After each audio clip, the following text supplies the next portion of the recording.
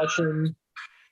Yeah, I'm noticing, Josue, that people are coming in unmuted, so I guess just help me monitor that. So we have already called session order, last meeting 2021, and we are going to move right into announcements. Josue, why don't we start off with a ball drop? All right, ball drop. As of today, we are still planning to move forward with the New Year's ball drop. However, we are closely monitoring the cases, the COVID cases, and the hospitalization rates. So on Monday, the 27th, so December 27th, I will meet with the leadership, including Fire Chief Colin Altman, and we will review the data at that point. We will be looking at the incident rate, hospitalization rates, and we'll make a determination if it's possible to move forward with New Year's Eves. There are states that have deployed the National Guard to assist hospitals and deal with the sudden demand of hospitals due to COVID cases. So we're closely monitoring that. The Omicron variant and the sudden spread and high number of cases that were reported on Thursday of last week was the basis for us to cancel our community picnic event. So we're going to look at the data and evaluate if the risk is worth the reward for the New Year's Eve. And we certainly are open to hearing from the public, hearing any concerns that may be out there. I see that the Chamber of Commerce has joined us, Mark Heiss. I also welcome feedback from the downtown businesses as they also participate in this event. So we're closely monitoring the situation and make a determination on Monday. Wait, can I ask a question quick on that point? I know you said you're going to meet with the powers that be to make a determination, but what are the possible options? I mean, I can imagine at one extreme, complete cancel, mask required, some iterative type approaches. Has that been discussed yet? We've discussed the safety protocols from the beginning of the event. We're going to encourage physical distancing and mask wearing. The challenge comes is, folks are going to be celebrating, ringing in a new year, and that involves hugs, kisses, and sharing of drinks. I think those are things that are outside of our control, and we can't really regulate those things. So that's the challenge. I think that that's the challenge for most communities throughout the country. We have great protocols written out, spelled out, people know them, but they are overwhelmed with emotion and they do what they do. Great, gotcha, thanks. Okay, thanks, Josue. And so we will just emphasize that we'll be keeping people updated. I do want to highlight that, I'm certainly seeing a broad spectrum of masking behavior, and I think anybody that's paying attention is seeing more and more outbreak exposure. I think we all have situations that we've been in, stories that we can tell, and I would just urge folks to maintain the protocols. In fact, I went shopping yesterday and hit every store downtown for the most part, and some places it was really great to see the mask protocols in place. Other places I think getting lax is not going to be good for our community. So let's keep Yellow Springs the safe place that it's been. Josue, do you want to say anything else, or did you start? Yes, I have one more announcement that as a direct result of what we're seeing in the rise of cases, we've had to close our utility window for the rest of the week. We've had a COVID case among a fully vaccinated individual, vaccinated, boosted, and that's how terrible the virus is spreading, that you're vaccinated, you're not immune to it. So due to those recent exposures, we've had to close our utility window.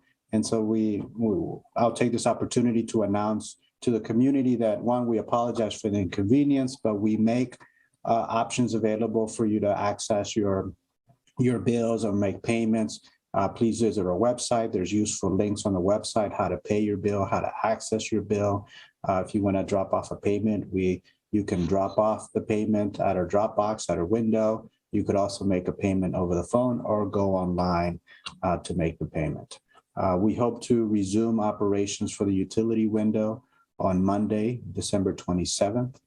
Now, this is for the customer service piece. We continue to deliver utility services. Your lights are going to be on. If there's an emergency, we'll respond. So we continue to provide that life-sustaining service. All right, thank you so much, Josue. I did have one other announcement. I did want to congratulate Mark Crockett. Some of you may have seen that he just retired from 20 years of community service as an elected official, as a township trustee. And, I know many of us have had great interactions with Mark, and I appreciate that kind of longevity and service. Do we have any other announcements? Okay, I am not seeing any. So with that, let's move to our consent agenda. And this is the minutes from our last meeting, December 6th, and I'll entertain a motion to approve. I move that we approve the minutes of the last meeting. I'll second. Okay, and Judy, if you could call the roll, please. Yes, Curlis, Yes.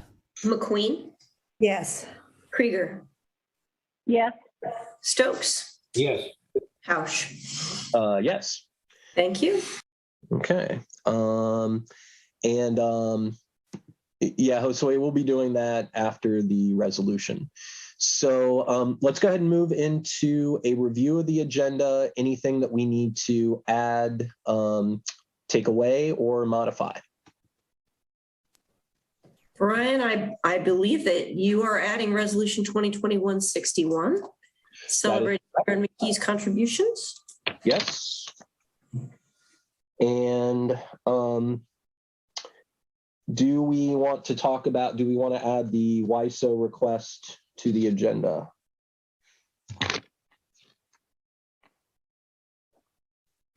Yes. Okay, so we'll add that to new business. Anything else? Okay, if not, Marianne, petitions and communications, please. Yeah. So we had an email from Emily Seibel that Home Inc. has received a $200,000 grant from the USDA for home repairs in Yellow Springs, Miami Township, I guess, as well. And they will be providing more information in the near future regarding that. Then our cable access person, Lacey Fox, submitted information about all the different things that our cable access can do, encouraging, I think she was encouraging people to submit videos and things that they might want to see on our cable. Mark Heiss provided chamber support for the various parking initiatives that have been mentioned through Planning Commission, comprehensive land use plan, and in recent discussions. And Luke Dennis, who's here with us, has made a request for the village to apply for a grant through Greene County for a community investment grant. And I guess we could have Luke say a bit more about this and then Luke can decide whether he But wants you've added it to new business. You've already added it to new business. Okay, so Judy, you're just saying he should just wait until new business? Yep. Okay, well, that's, Luke, that'll be a bit later in the program then. Rebecca Potter submitted an endorsement from the Environmental Commission to continue with the climate action and sustainability planning process. Sue Abendroth submitted an email opposing the overdevelopment. There was information from the mayor's clerk with reports from the mayor's court. Stefan Erickson submitted a request for the village to consider having pickleball courts in the gym, and he also submitted some information about how to do that. And I think that got turned over to Josue. Yes, I have the request, and we'll put it through our channels and identify the cost and reach out to the organizer of pickleball for more information. Okay. Matt Ruska Rose Pelzel and Abby Cobb all submitted emails supporting the proposed PUD by Oberer. And that's the end of the communications. All right, thanks, Marianne. I did want to flag two things. One is I saw in the Home Inc. Submittal that there's a prioritization along those funds, sort of a first come, first served. So I would appreciate, Philip, if we helped promote that opportunity on our social media. And if you need to ask any questions with Home Inc. to make sure we've got that right. The second thing is I really want to underscore what a great asset the community access is for the village. I actually suggested Lacey put something in the packet because I was in council chambers and I saw, actually it was Molly Lundy, who was borrowing a camera and getting trained on how to use it to, I believe, video some yoga event. And it's just really cool that we offer that. So I encourage everybody to take advantage.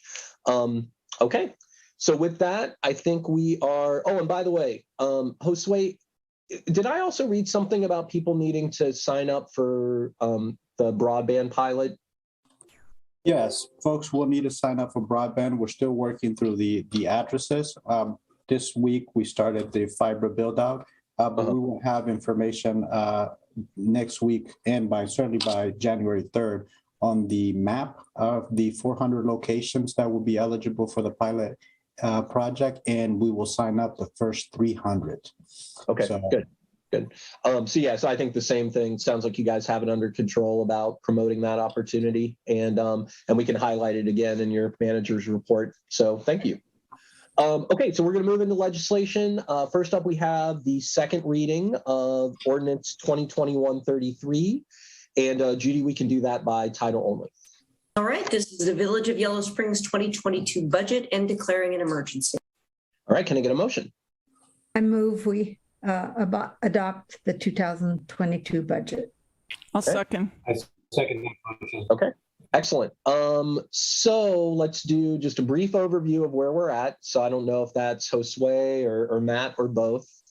We'll go from there. Sure, I can cover where we left off the last presentation. We were looking at ways to how to reduce that deficit, and we presented the model that where we would recognize both American Rescue dollar payments. And so that would reduce, by us recognizing both American Rescue payments in 2022, it will reduce our general fund deficit from $455,271 to $63,083.35. And the Yellow Springs News wrote a nice summary on the budget. I think council spoke very nicely of all the work that we've put into this and getting us where we are. So I'm open to any questions or discussions that you want to have on the budget.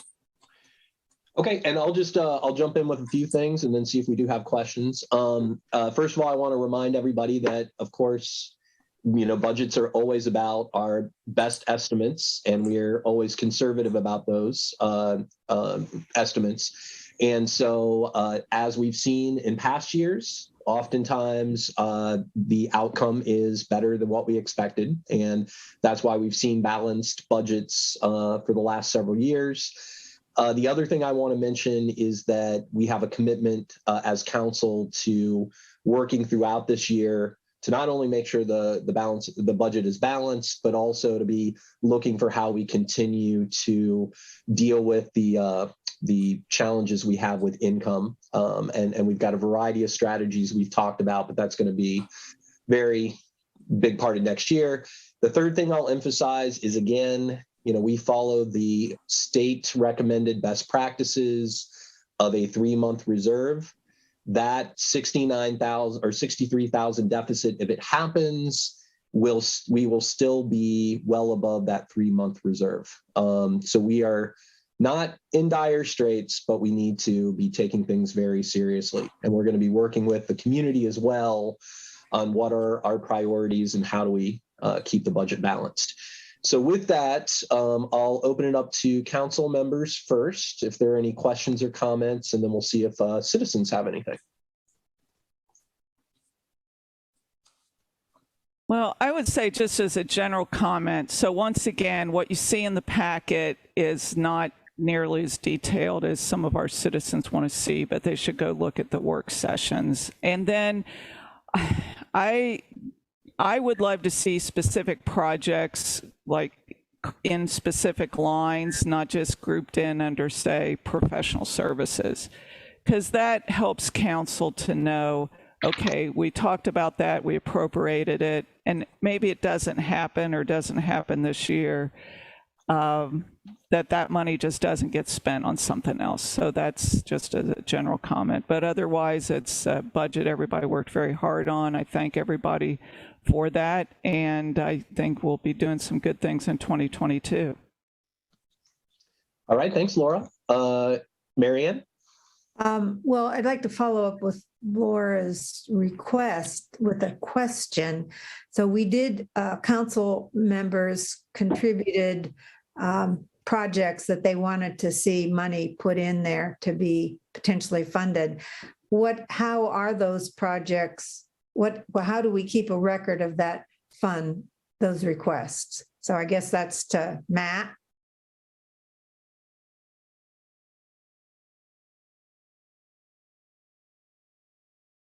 Matt? Matt, you should be able to unmute yourself. Sure. I had a little trouble with the mute button there. So yes, Marianne, I would be happy to detail the invoices as they come available and give you a little bit of payment statuses throughout the year when I do make those expenditures. No, my question is, where is it written that those requests and that money has been requested and put in the budget? It is not explicitly written. I've added it to the, you'll see the total differences between this session and last session that have gone up by the amount as approved by motion. I don't think you'll see it written because the project, we don't budget to projects in the operating budget. We budget to existing expense lines. And so they went to the expense lines. So you'll see the expense lines increase, and I'm able to, if necessary, send the differences between prior to the motions and then after the motions, if that's sufficient. I mean, it does seem like it's important to have some written record. So it's just sort of like, well, gee, I think that we requested X for this, So we don't need to make that determination how it's done, but I am requesting that when a council person makes a request for some set aside, that there is a written record of that somewhere. And that is minutes.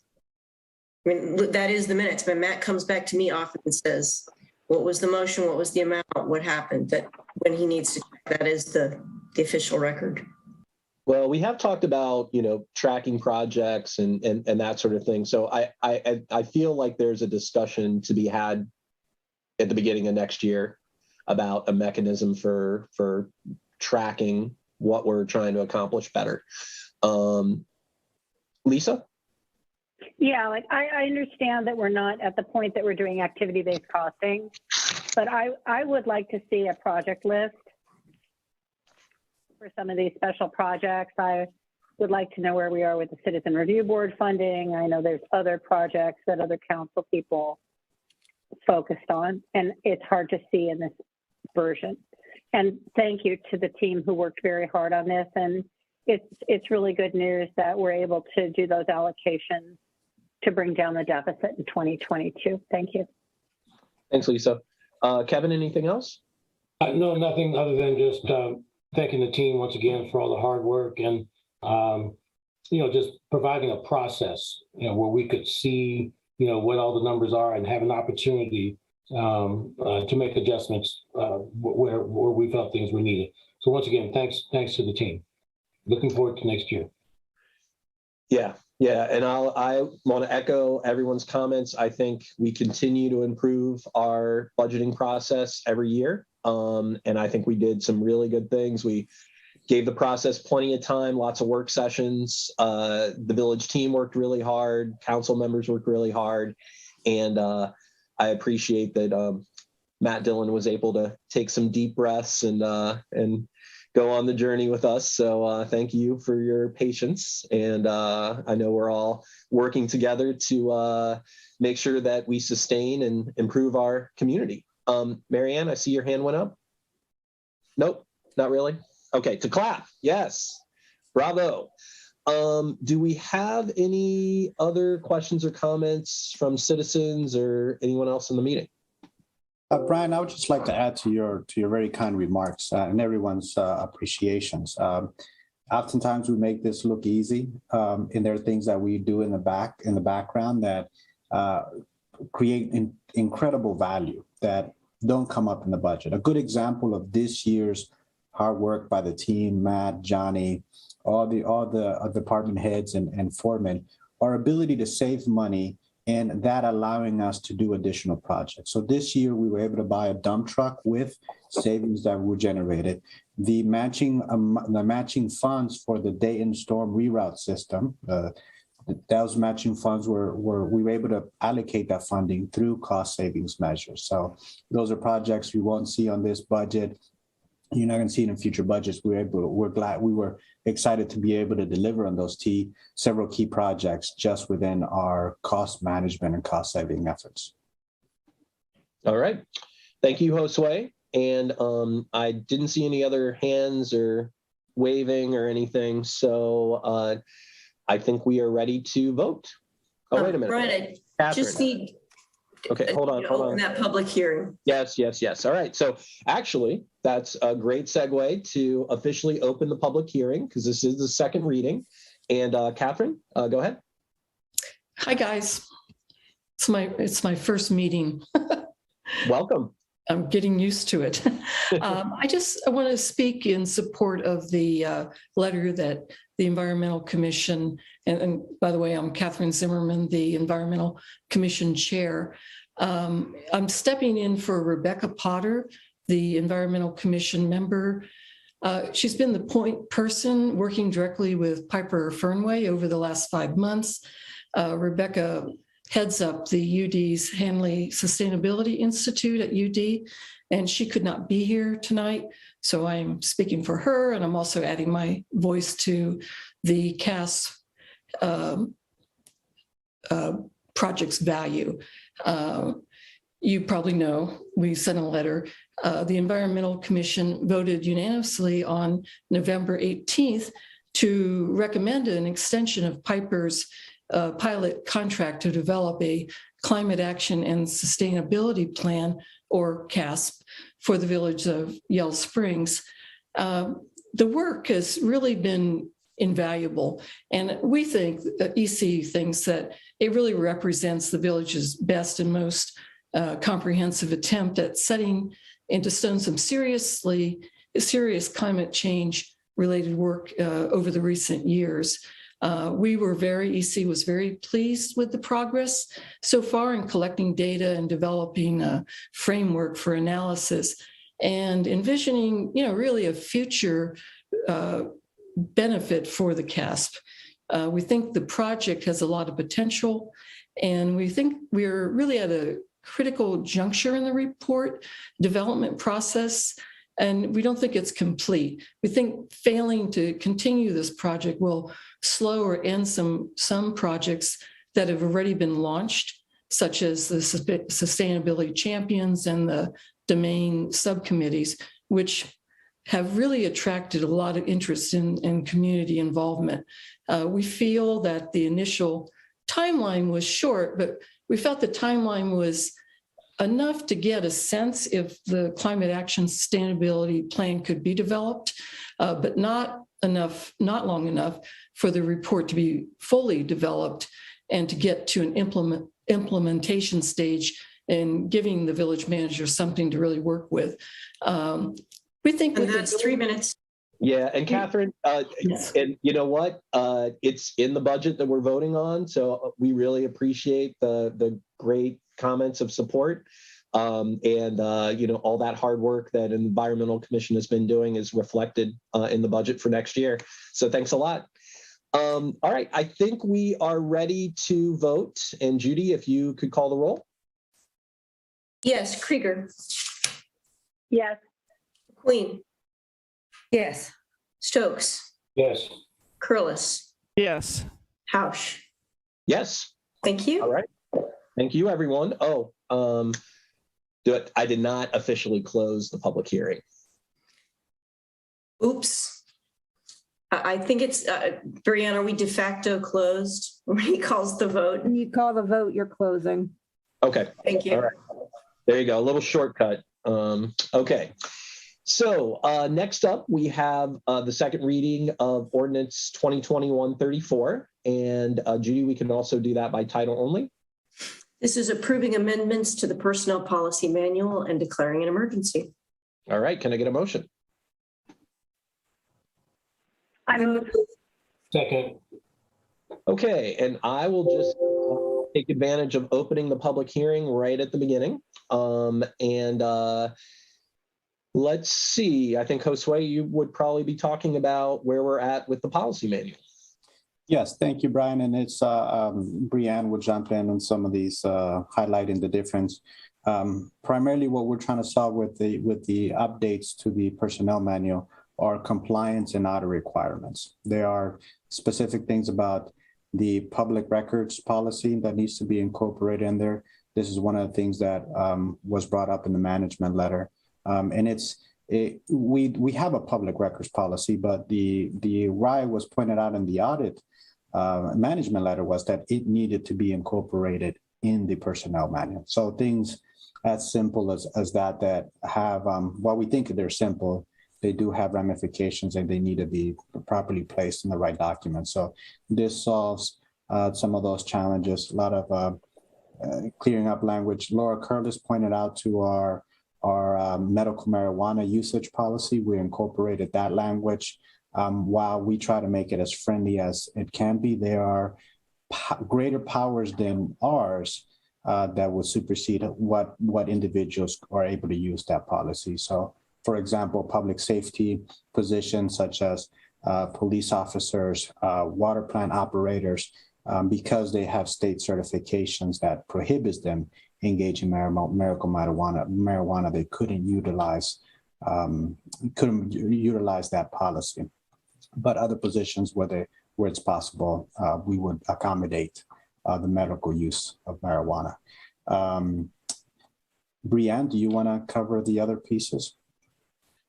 Just real briefly, the health insurance component, our last meeting with HR and our rep from Strategic Benefits for the eligible individuals, ICHRA was not available to any municipality or private employer before January of 2020. So now that we have ICHRA available, that is the option that we're offering eligible part-timers who want to have the village reimbursed for health insurance costs if they're not eligible for the full-time group. So that's been a very long discussion between Josue and Strategic Benefits and our HR reps. We also had to update some of the language for FMLA to reflect changes since 2014 based on federal case law. And that's about all I have.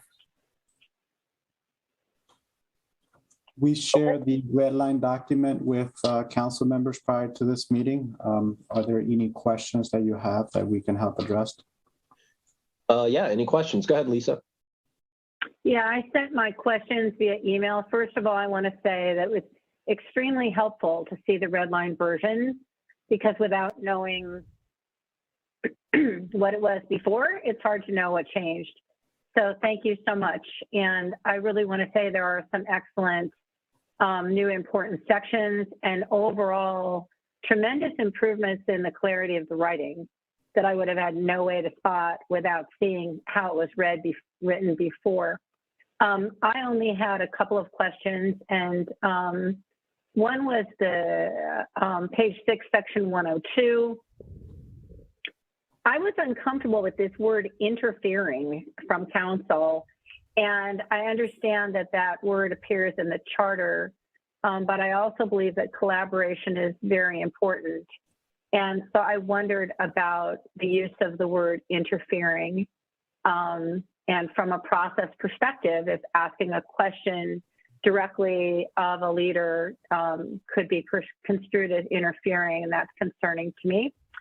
I asked a question about the way the HSA belonging to the employee was marked out on page 21, but I understand that that was just considered to be unnecessary verbiage because everybody knows that an HSA belongs to the employee.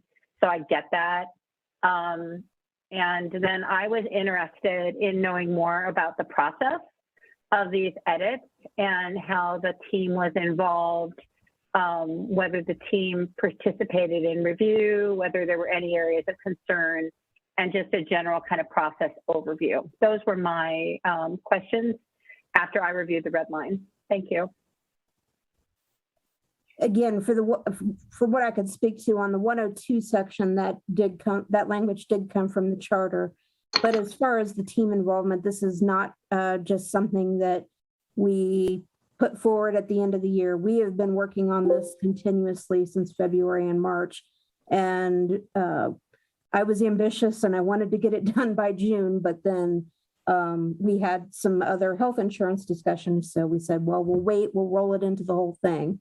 But I know Josue's the one who's been in touch with HR and the team members in terms of gathering feedback. And we do anticipate a continuous feedback and improvement strategy for the first quarter because it has been so long since it's been updated.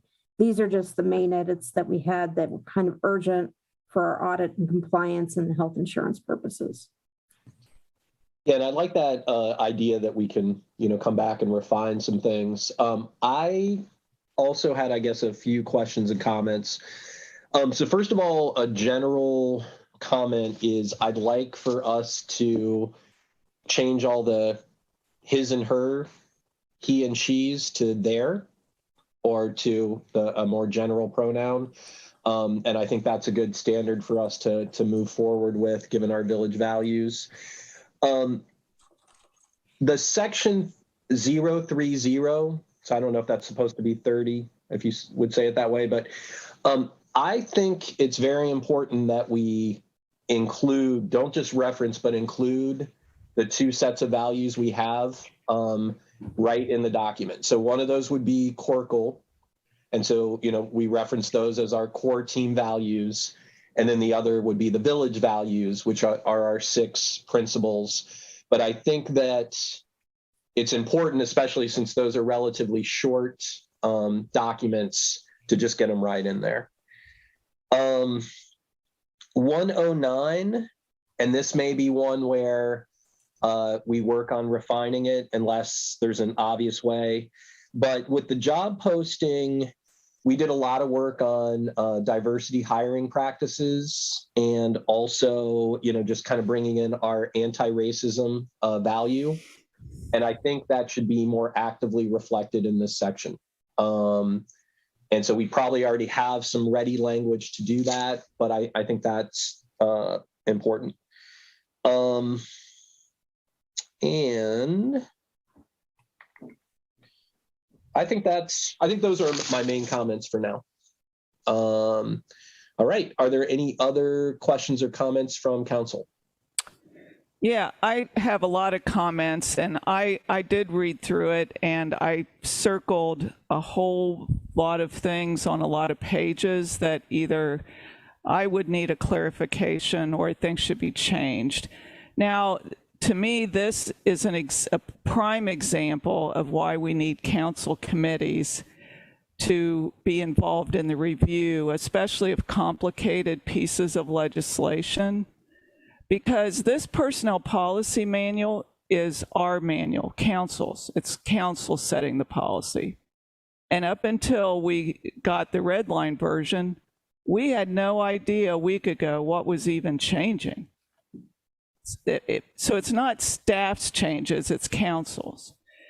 And so I feel the process should have been different, that, it was great that Brianne and staff worked on it through, say, June, and then we should have a council committee go through it.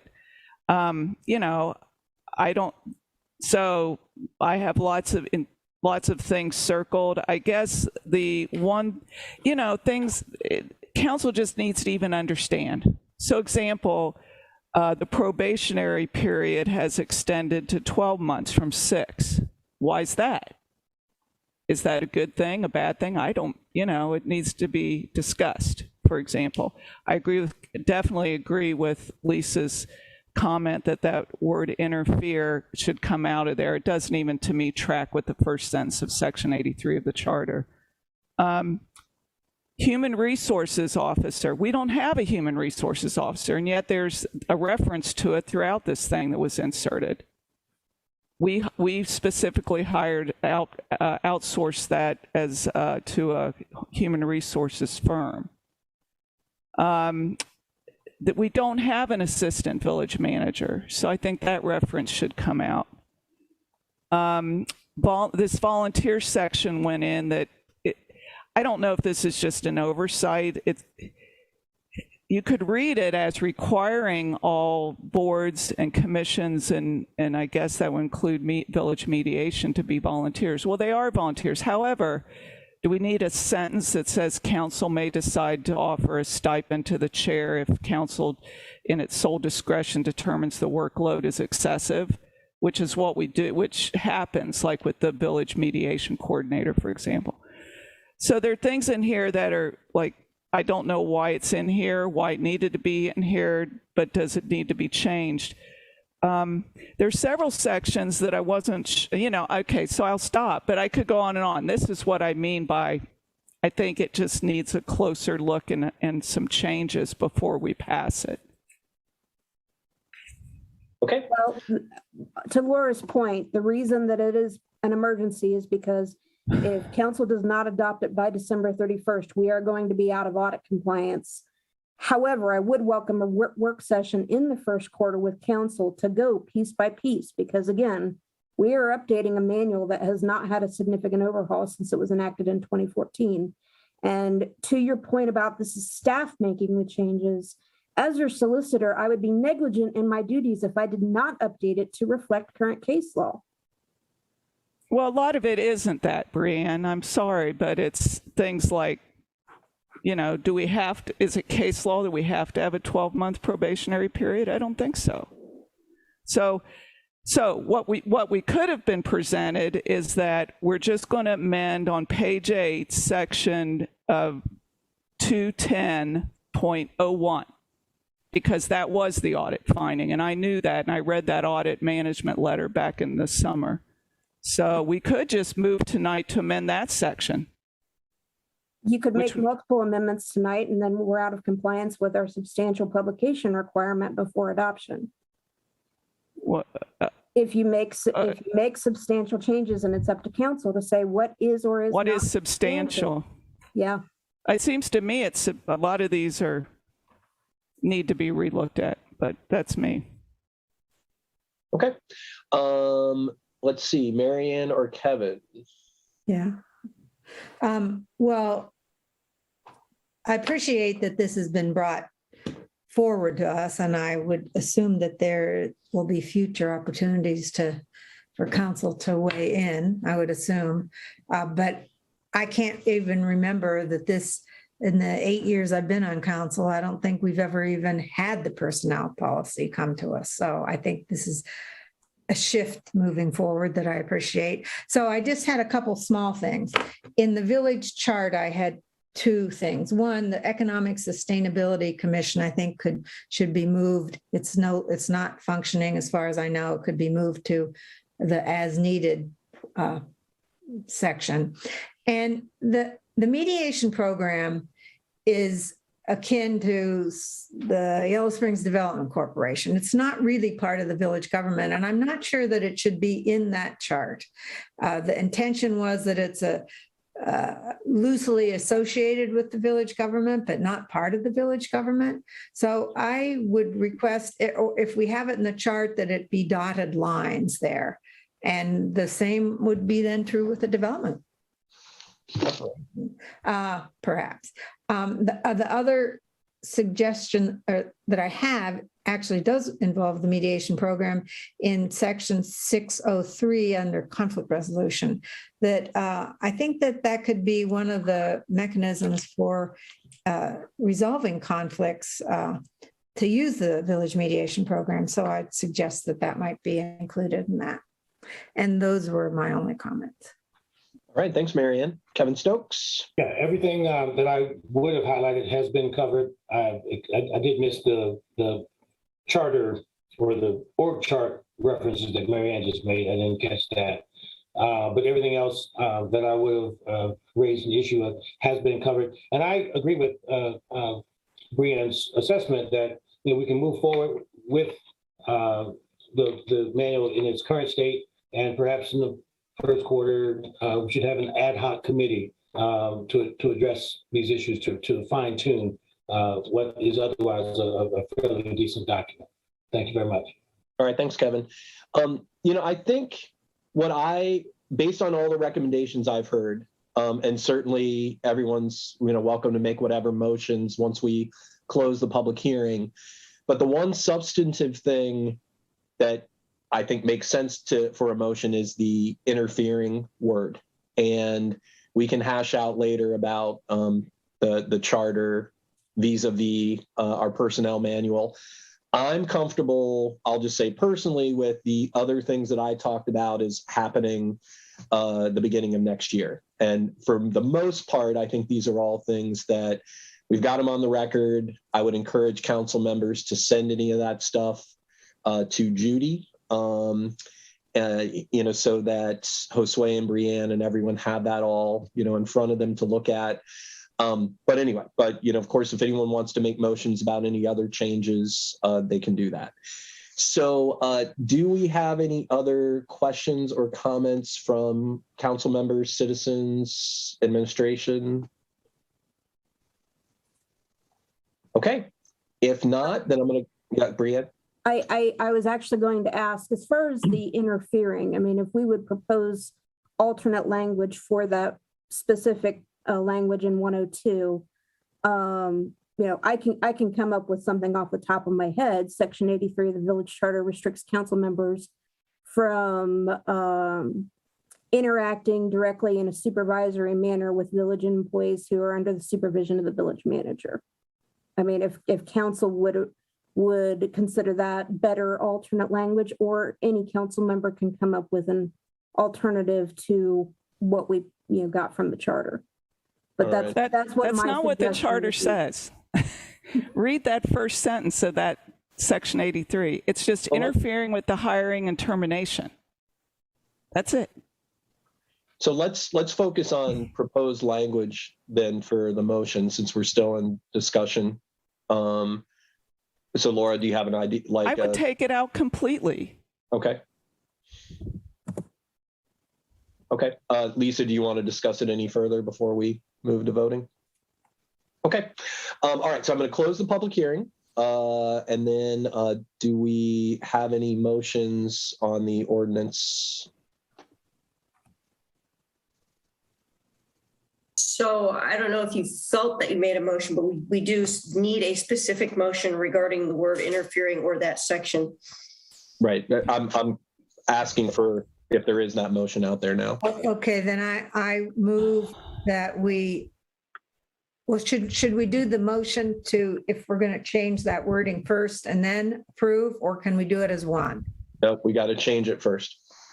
Okay, so I move that we strike the sentence about council interfering. All right, is there a second? Second. Okay, and Judy, if you could call the roll on the motion. Yes. Curlis. Yes. Krieger.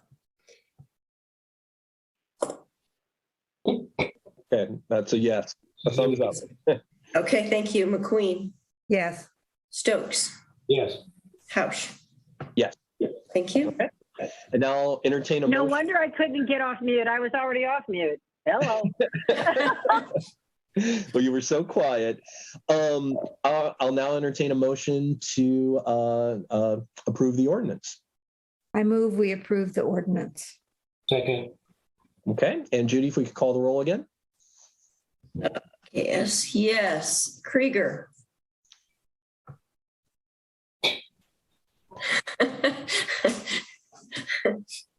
Now she is on mute. Now she is muted. Krieger. Yes. Barely. Stokes, Yes. McQueen, Yes. Curlis, No. Hausch. Yes. Okay. Thanks, everyone. And we're going to move into ordinance 2021-36, which is an emergency reading. So we will have a public hearing for this. Judy, you can read that in by title only. Okay, this is approving a fourth quarter supplemental and declaring an emergency. Can I get a motion? So moved. Second. Okay. Matt? Yes, Brian.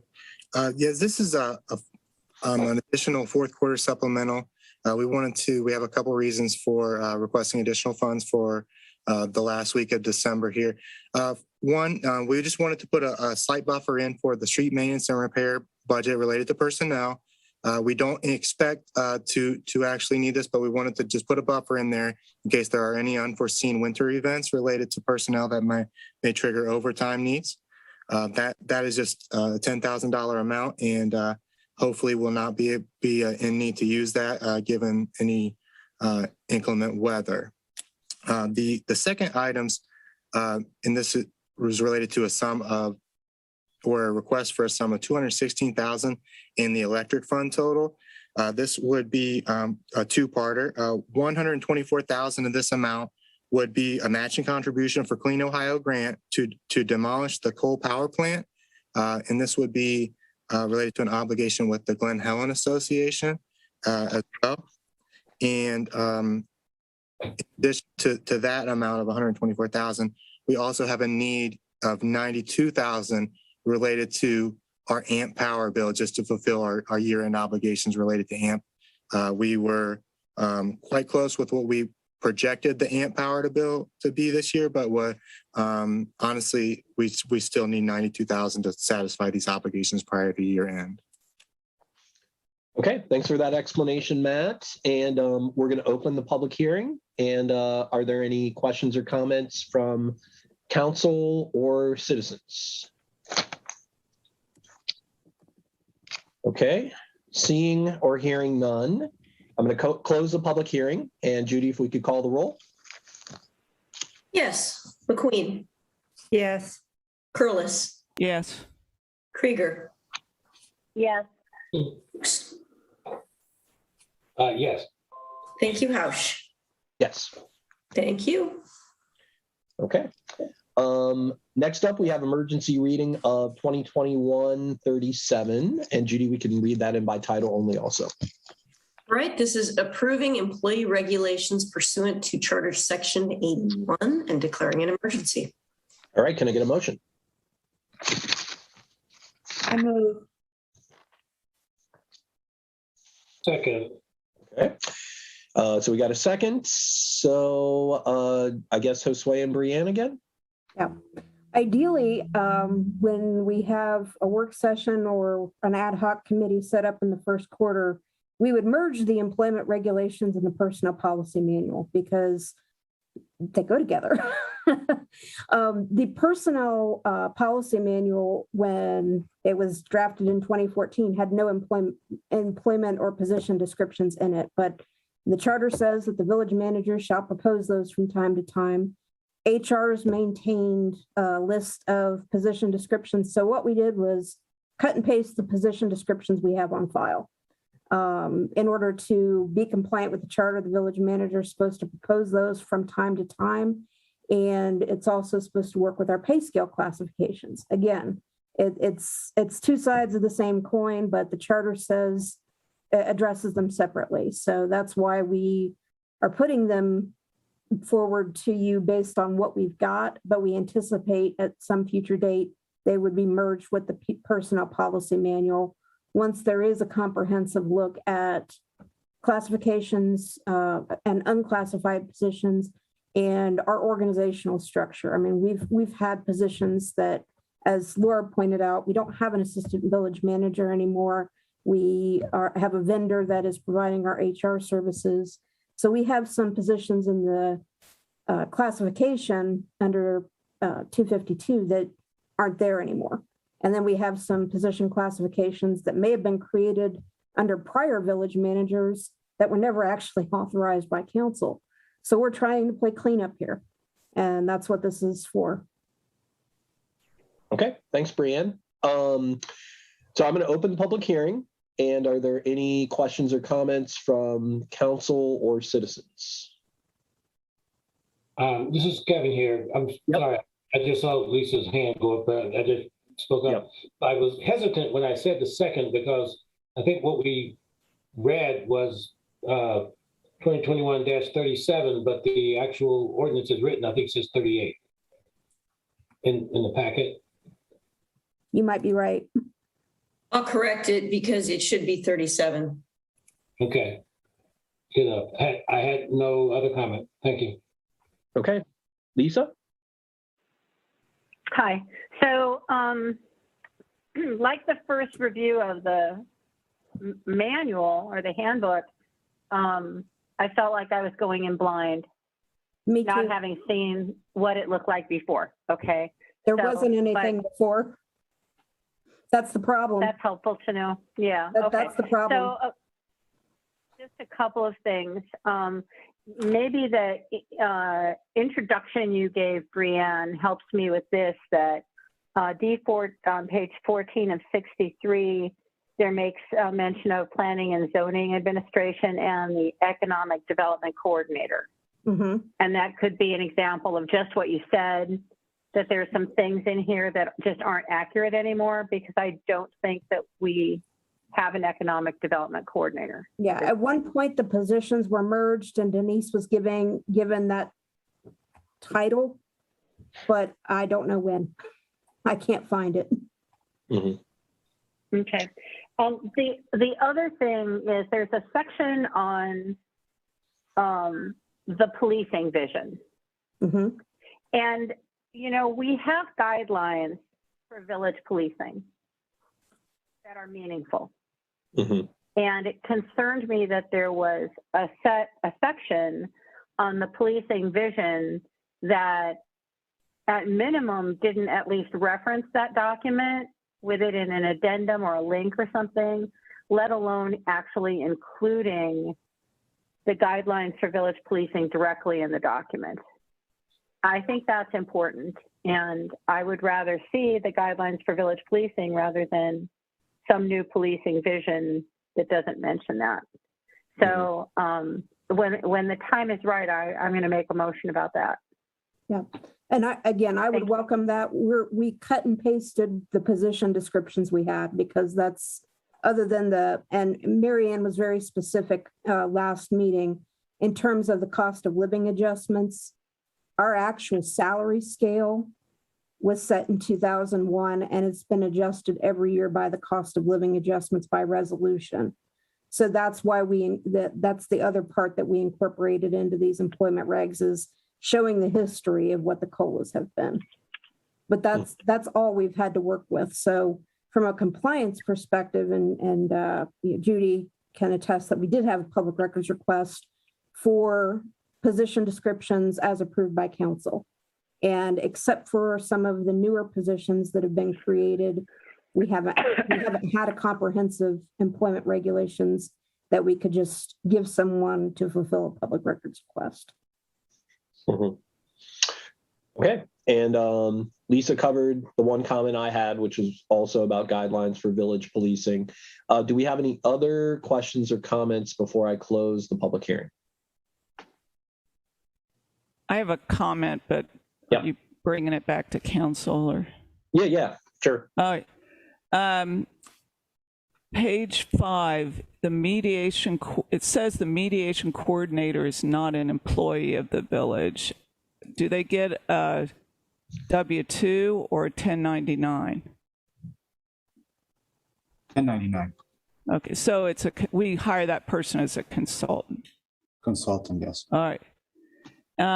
Page 12, I just think this may be a title issue. Clerk of Council / treasurer. Now, I know those are together right now, but they're described separately. And maybe that title needs to go away. And then just in a general comment, bigger comment, I've been asking for 2 years, for a classification ordinance. And this is exactly what I was talking about. And I would add only one thing to this, and it's not going to happen tonight, I'm sure. But in addition to describing the positions in the village, that we also, council should say how many of those positions there are. Because this is where we kind of lose control in a way of staffing and the budget, or we can. Okay, like police officers, we just have like that category. Well, I think we should authorize 5 full-time, 1 part-time. You know, I think we should be very specific about how many positions.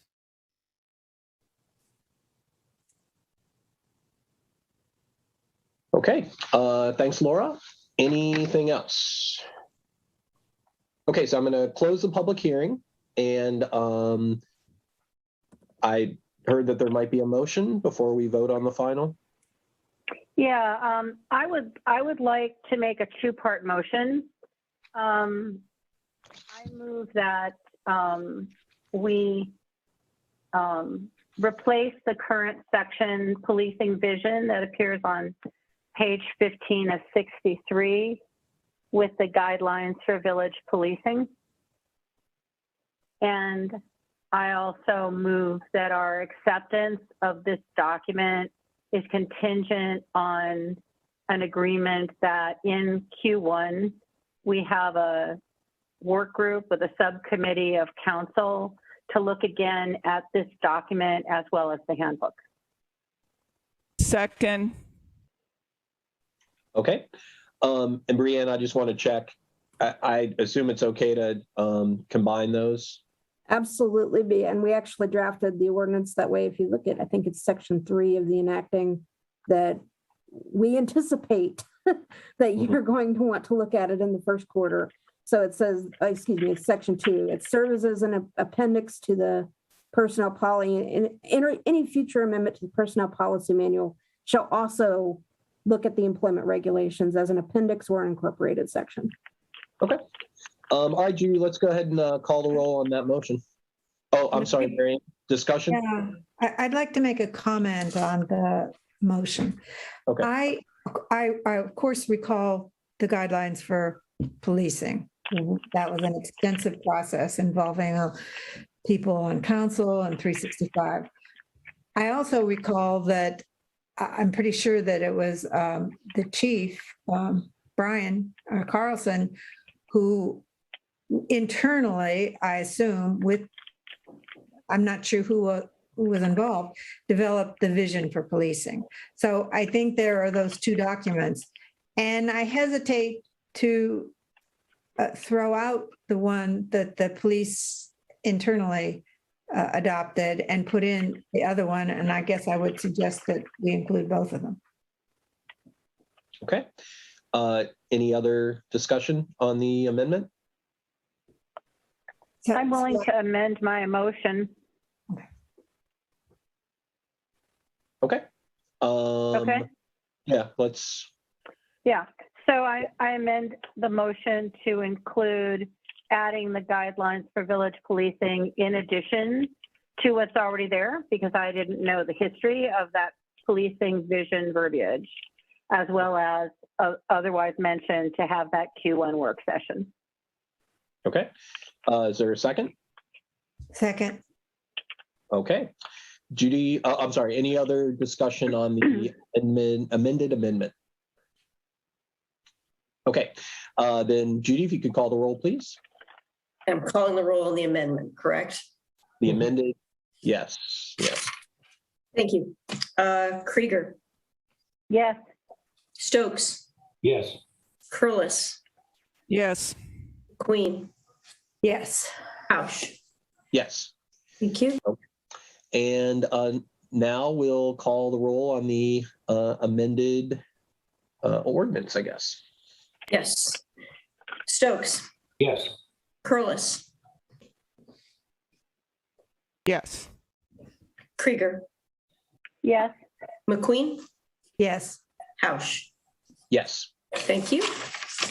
All right. Next up, we have Resolution 2021-59. And Judy, we can do that by title only. All right, this is adjusting village employee wage scales. All right, can I get a motion? So moved. Second. All right, Josue. Thank you, Brian. All right, in accordance with 252.05, the annual employee wage increase, I'm hereby recommending an adjustment to the employee wage scales by 2.5%. And this recommendation is based on what's required by the ordinance, and that is to look at what our current Greene County public employers and municipalities doing for a cost of living adjustment, what is the CPI-U for the Midwest region, and the village's current economic conditions. The Greene County public employers are providing increases ranging between 2.5% to 10%. I want to point out that the higher percentage, the 7 to 10% changes, COLA adjustments or wage adjustments that are happening in the county are due to two local municipalities, Xenia and Greene County, who are doing a wage overhaul. The other entities that we survey are providing 2.5% cost of living adjustment. The CPI-U for the Midwest region, as reported on December 10th, reported that the Midwest has seen a CPI increase of 7.3 over the 12-month period. I've included their report to my memo and in this packet. The higher than expected CPI is primarily due to a 36.7 increase to energy prices. Food increased by 7.1%, and all other expenses, less food and energy, increased by 5%. The village's condition, while it's financially healthy, we are limited on what we can provide. We would like to provide more, but given the circumstances and what our local municipality is doing, we find that it's financially sustainable to provide 2.5% cost of living adjustment for fiscal year 2022. Okay, thanks, Josue. Any questions or comments for Josue?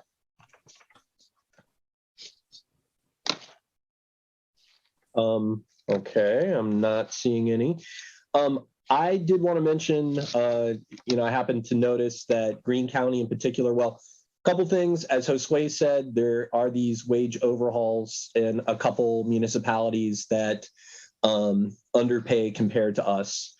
And I noticed that the Greene County Commissioners in particular are talking about 4.5% for their COLA.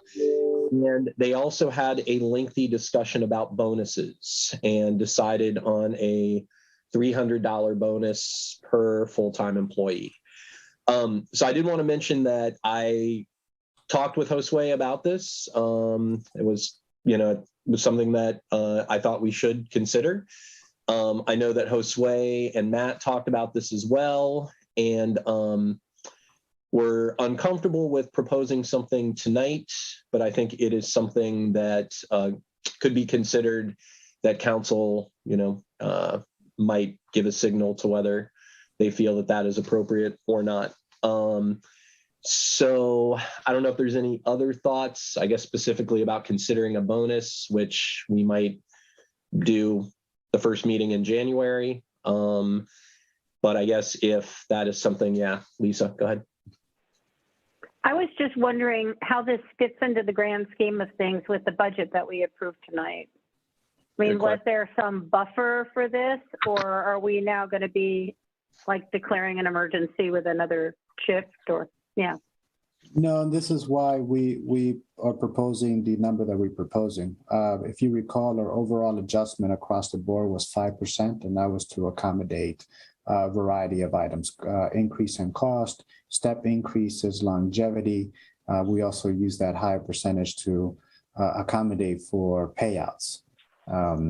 So in speaking with Matt, we can absorb the 2.5% in the budget that you just approved.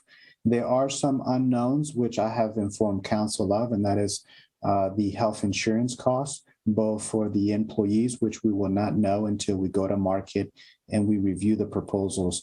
We expect to go to market in January, and we should have the proposal back no later than March for us to make a decision for a renewal contract for health insurance that takes place in May. So we don't know what the effect of COVID going to be on premiums for 2022 and along with our risk profile. So those are unknowns. Was also unknown were the number of participants that would take up the ICRA benefit. Brianne mentioned, talked about the ICRA as part of the personnel manual adjustment. So we've got a couple unknowns that we hope to be able to absorb in our budget. But we won't know until second quarter of 2022. But for the purposes of what you're approving tonight, the 2.5% can be accommodated with the budget you just approved. Okay. Any other questions or comments?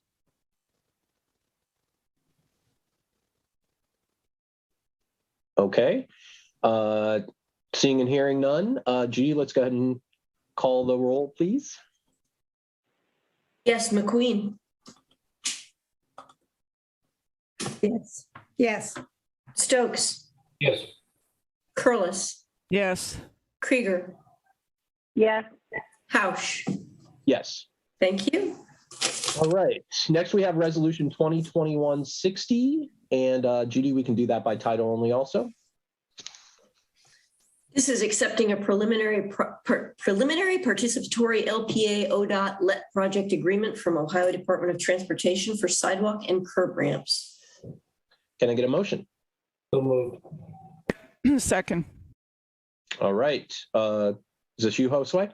Yes, it is me. Joining me for this is Johnny and Brianne. This is a housekeeping item, Brian. This is for the sidewalk projects. As you know, with the ODOT LED projects, they require a resolution from us authorizing to do this work on our behalf. So it's a housekeeping item for a project that's underway. All right. Any questions or comments for Josue or Johnny? Okay, then Judy, let's go ahead and call the roll. Yes, Curlis. Yes. Stokes. Yes. Krieger. Yes. McQueen. Yes. Hausch. Yes. Thank you. All right, and our final piece of legislation that we added is Resolution 2021-61.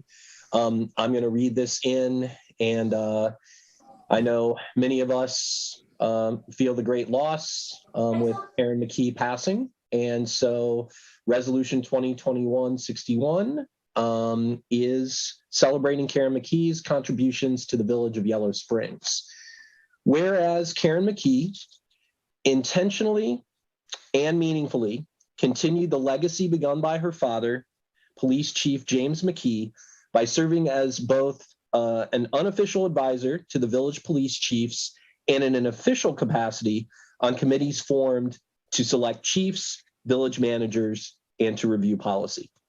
And whereas Karen McKee was an active leader and contributor to so many vital community organizations and initiatives, including the James A. McKee Association, the 365 Project, YS Nonprofit Networking, the Wheeling Gaunt Sculpture Project, Courageous Conversations, and the YS Senior Center. And whereas Karen has a unique blend of tough, kind, and direct, bringing a level of respect and authenticity to all engagements that she contributed to, constructive and collaborative dialogue and problem solving. And whereas the Village of Yellow Springs has benefited for years from Karen's eye for justice and devotion to an inclusive community, and whereas Karen did not hesitate to speak up when she saw a problem and was always ready to lend her hand to address these issues, and whereas council wishes to honor Karen's commitment to the village values and to her service to the community members of Yellow Springs and the village team, now therefore Council for the Village of Yellow Springs, Ohio hereby resolves that Section 1, Karen McKee is hereby officially recognized for her devotion and service to her community as reflected by her distinctive record of meaningful actions to sustain a thriving, collaborative, inclusive, and diverse Village of Yellow Springs. Section 2, Council for the Village of Yellow Springs will permanently honor Karen McKee with a plaque to be prominently displayed in the John Bryan Community Center that highlights her legacy.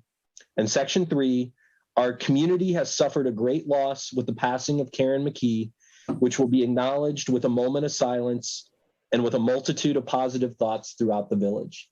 And at this moment, I would like to have a moment of silence for Karen McKee.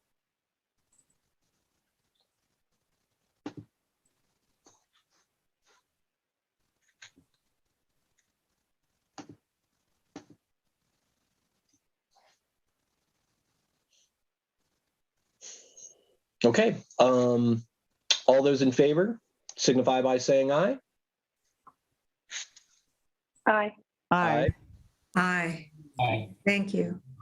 Okay, thank you. And if anyone would like to say anything else before we move on. Well, I really appreciate that we're doing this, and that's all. I'd like to just share just sort of a question, so from a practical standpoint. There was something in last meeting's packet. I just can't remember what the funding source was. This is probably for Josue, but there was that funding source did mention memorials. Are you familiar with what I'm referring to? I can't remember what it was. Some current or soon to be current. Was it? I'll have to look it up. Just when I read it a couple of weeks ago, I thought about the Will and God statute, and I wondered if it still had expenses. But now that we're looking at doing whatever we're thinking or planning to do with regard to Karen, I just wondered if we could take advantage of that. So I'm sure I didn't imagine it. It was a list of the kinds of things that those funds could be used for, and memorials was one of them. So yeah, I'd like to, if we could check on that and just see if that would be helpful. Absolutely. Yes, I think it's a great idea. I'll speak with my personal experience with Karen. She, gave me such a warm welcome and always happy to talk to me, advise me. She knew the right time when to reach out. She had a sixth sense about reaching out. And so I'm going to miss her.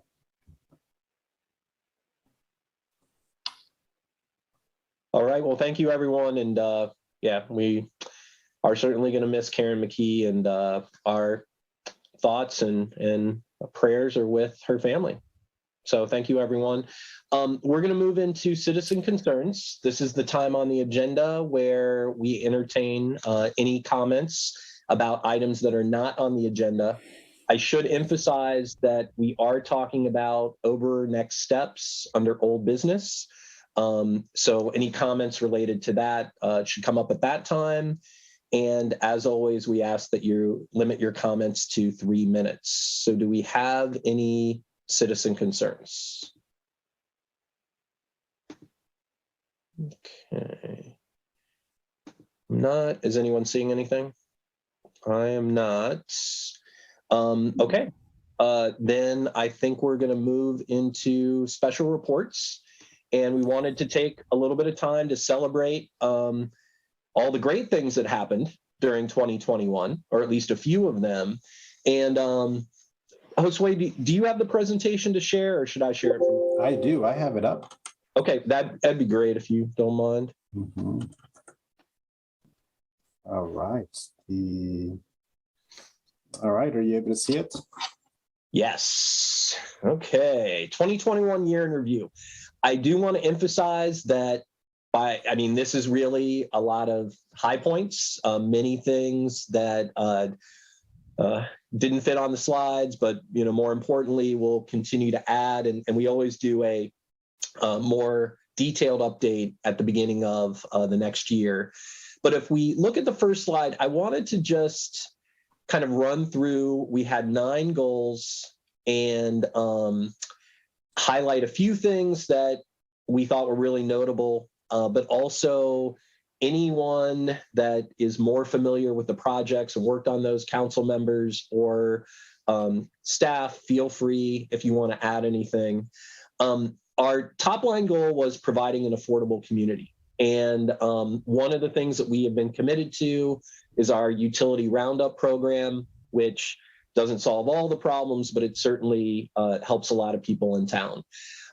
Very exciting, and this was in the packet, to hear that our small 12,000 match was able to secure 200,000, and that is going to go to fix a variety of homes that really need it in town, and residents can't afford those repairs. And then I think it is important to note that we looked at opportunities to invest our COVID recovery funds to support not only local businesses, but also residents and our nonprofits. And we were able to do, I think, some important things there. I don't know if anyone else wants to say anything related to affordability. I think it's important to note that we have a long way to go, and it will be a continuing effort because it is so complicated to address affordability. And this is something where we really all need to collaborate. Laura, were you going to say something? No. Mm-mm. Okay, cool. So, and I won't really be able to see folks, so since I've got the PowerPoint up. So Brian, I will add that we continue our cost management improvements on the utilities. One of the things that includes in this budget is it doesn't have a rate increase. There's no rate increases for any of the utilities. So we find ways to continue to improve the service and provide the great service, and that is delivering on the provide an affordable community. So yeah, that's a really important one. Thanks, Josue. Any other comments on this goal? Okay, our second goal was supporting residential development. And I think that everyone is aware of the initiative that we took with the opportunity of Lawson Place to preserve affordable rentals in town. Remember, being a small community, any amount of units that we can start to provide certainly can make some difference.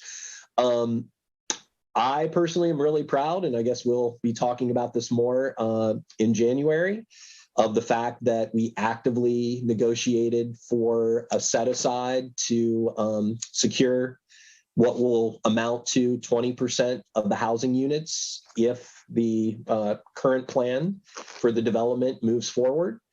And we were told by Home Inc. that the most valuable donation that we could get related to affordability was donated land that had infrastructure. And that is a way to get extra points to secure grants. So I know there are differences of opinion on this one, but I think it's a really important thing to tout. And the third thing is supporting and working with Home Inc. on the Glen Cottages Pocket Neighborhood. It was interesting just kind of hearing, I got a letter today actually about the nature of pocket neighborhoods. And for anyone that hasn't been there and looked at how well that's laid out, and that's 12 units, combined rentals and home owned, it's amazing. And we really need to see more projects like that. So I don't know if anyone else, Marianne, did you want to comment? Yeah, just back to the proposed Ober PUD, part of our goal is to provide diverse types of housing. So there are two types of housing that Ober is proposing to develop that will be new. One is duplexes, to have I think 50 duplexes, which while we do have some in town, we have no development that really includes duplexes. The other is townhouses. We have really no development in town that has townhouses. In other words, attached dwelling units that are multi-story. So both of those pieces of that development are unique to this development. Yeah, thanks for that, Marianne. And we will certainly add these additional updates as we work towards a more complete report in January. And Brian, yeah. I would like to highlight on the Ober project and a lot of the other things that we've done, including the 12-unit pocket neighborhood, is we find ourselves in great alignment with zoning, the team, the skills of the team, views of council and planning commission that we're able to bring about such projects that add so much more value in the development space. And so I think we're the timing is great on all sides, where we're able to deliver these projects with the timeline that we are. You know, a good example is the Lawson Place that, you know, you classified as an initiative, and I presented it as a bold move because it was such a bold move for us to embark on in such a short time frame. And, you know, we're doing it for the people. Yep. Great point. And yeah, I think I like that. We'll update that to bold move because it was bold. Any other comments on this goal? All right, then we can go to the next slide. And our third goal, and one that we have really prioritized and will continue to, is repairing and maintaining our infrastructure. You know, that one of the most recent announcements that we got is, yet again, we scored a major grant that will make such a difference in terms of improving water quality and also just the flow in our system. Josue could speak more to, and Josue, I need to get some water. So why don't you talk about that? Sure. This is really exciting. Actually, I received the grant agreement today. We're receiving $1,203,000 to replace our galvanized pipes in town. So that's a lot of 2-inch pipes in town. It's going to improve the system. It's going to better water quality. And it's also, and very important for us, is that we have major infrastructure work. And this is a way that we're going to solve some of our infrastructure challenges with grant money that we're getting. At $1.2 million, it's not easy to come by. And we were able to get it this year within really a 5-month period. If you recall, the council approved us to pursue this grant back in August. And here we are, December. We've already got a signed agreement for this project. So it's going to be a busy 2022. We have the sidewalk construction, water main repairs, a lot of great work. And it's coming at the heels of us being able to resolve a major water loss problem. So all of these things are happening, and they're happening. I'm just amazed with the work that the teams are doing. Our public works team, just everyone all around in the organization, Denise. We couldn't do this with the collaborative effort that we have.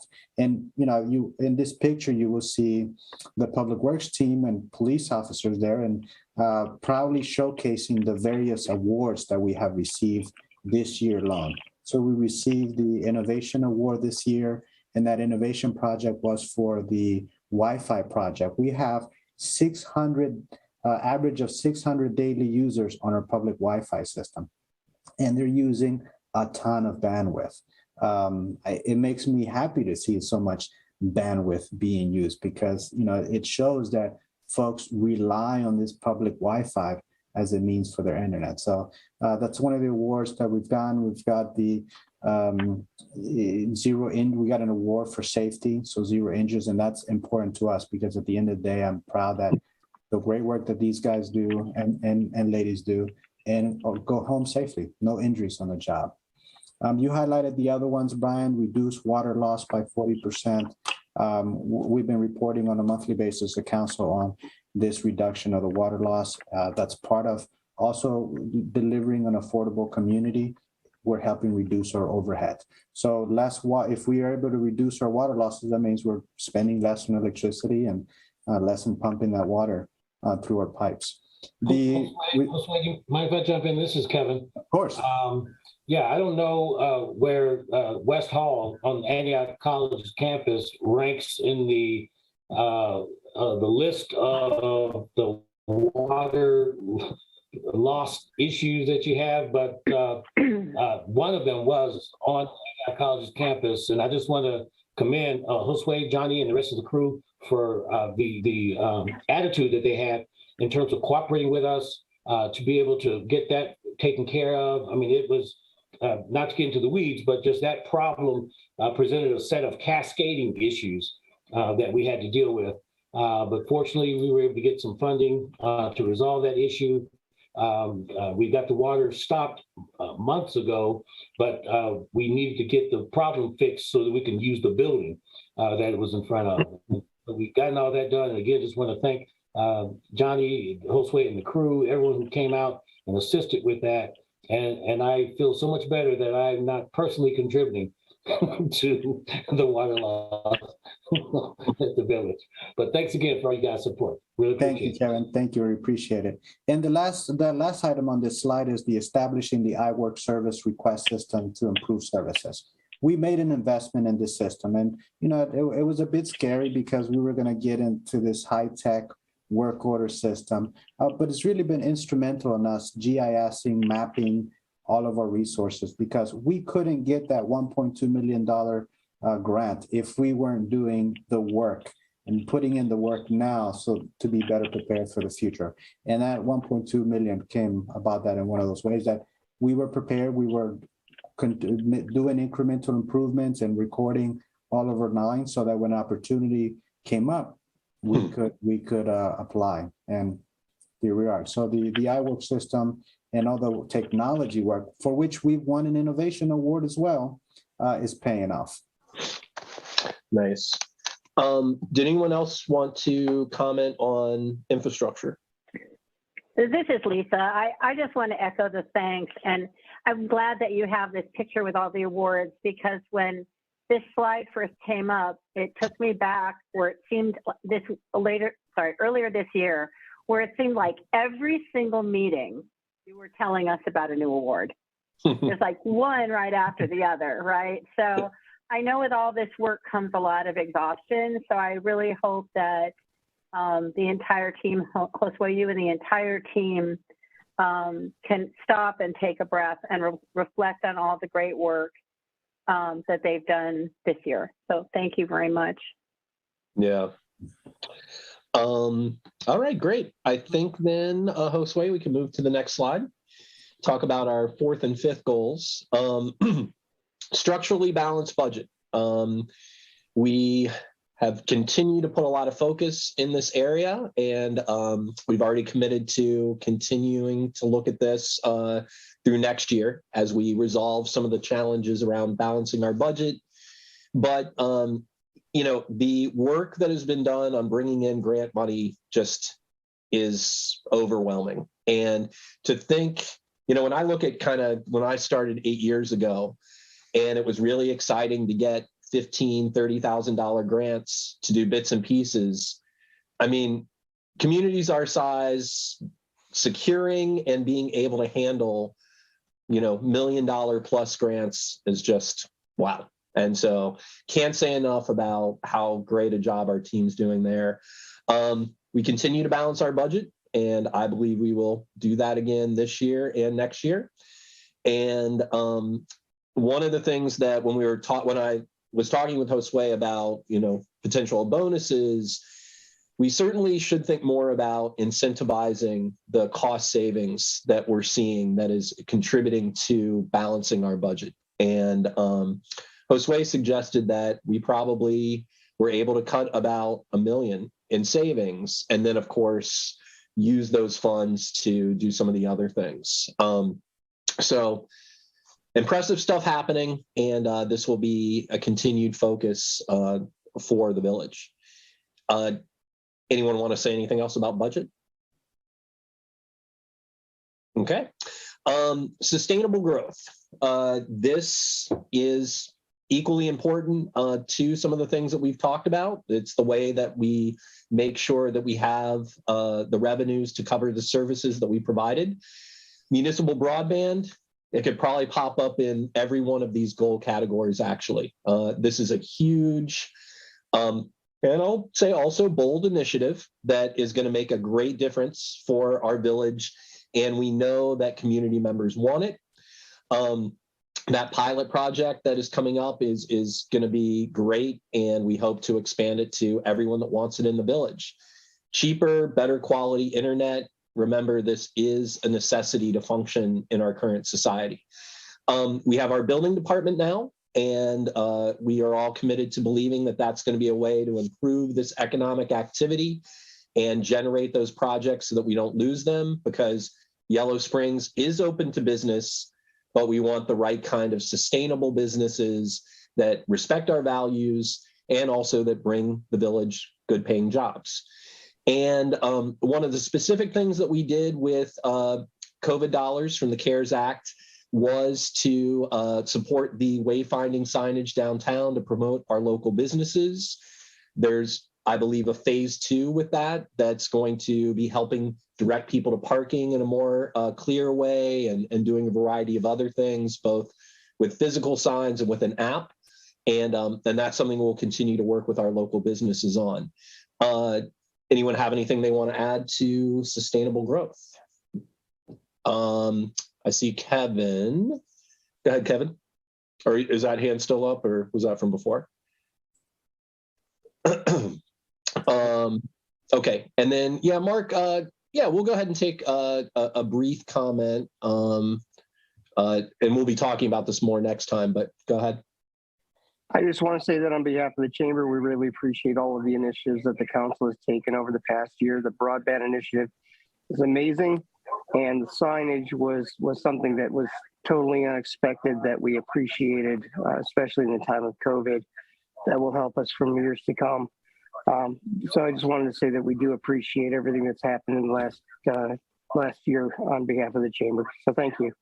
Thank you, Mark. Yeah, and I appreciate your leadership in the chamber now. I know that we're going to be coordinating, collaborating a lot in the following years. Anything else related to sustainable growth? Okay, then Josue, I think we can move to the next slide.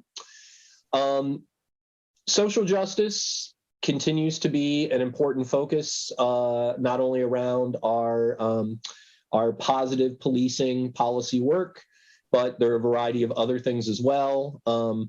Lisa could really speak better to a lot of these things than myself, being that the Arts and Culture Commission has made social justice an important focus. But we are seeing more engagement between citizens and our peace officers, and we want to continue to look at ways that we intentionally develop those relationships because they are very important to the kind of policing that we want in Yellow Springs. Data collection and evaluation is something that we are committed to, and we've set up some platforms for doing a better job with that. There are more things to come in 2022. We did ultimately have our pilot to limit stops around minor misdemeanors, and that is now part of policy. And that was with the goal to limit the possibility of interactions that might not feel good for people. And finally, the Black Lives Matter banner just represents many things that the Arts and Culture Commission has done in collaboration with organizations like our youth group, YS Speaking Up for Justice, like our Next Steps group, and a variety of others. And we could list many other projects that fall under this banner. Migawa's leadership with the Downtown Project was one of many of those. So I don't know if anyone wants to add anything else around our social justice efforts for 2021.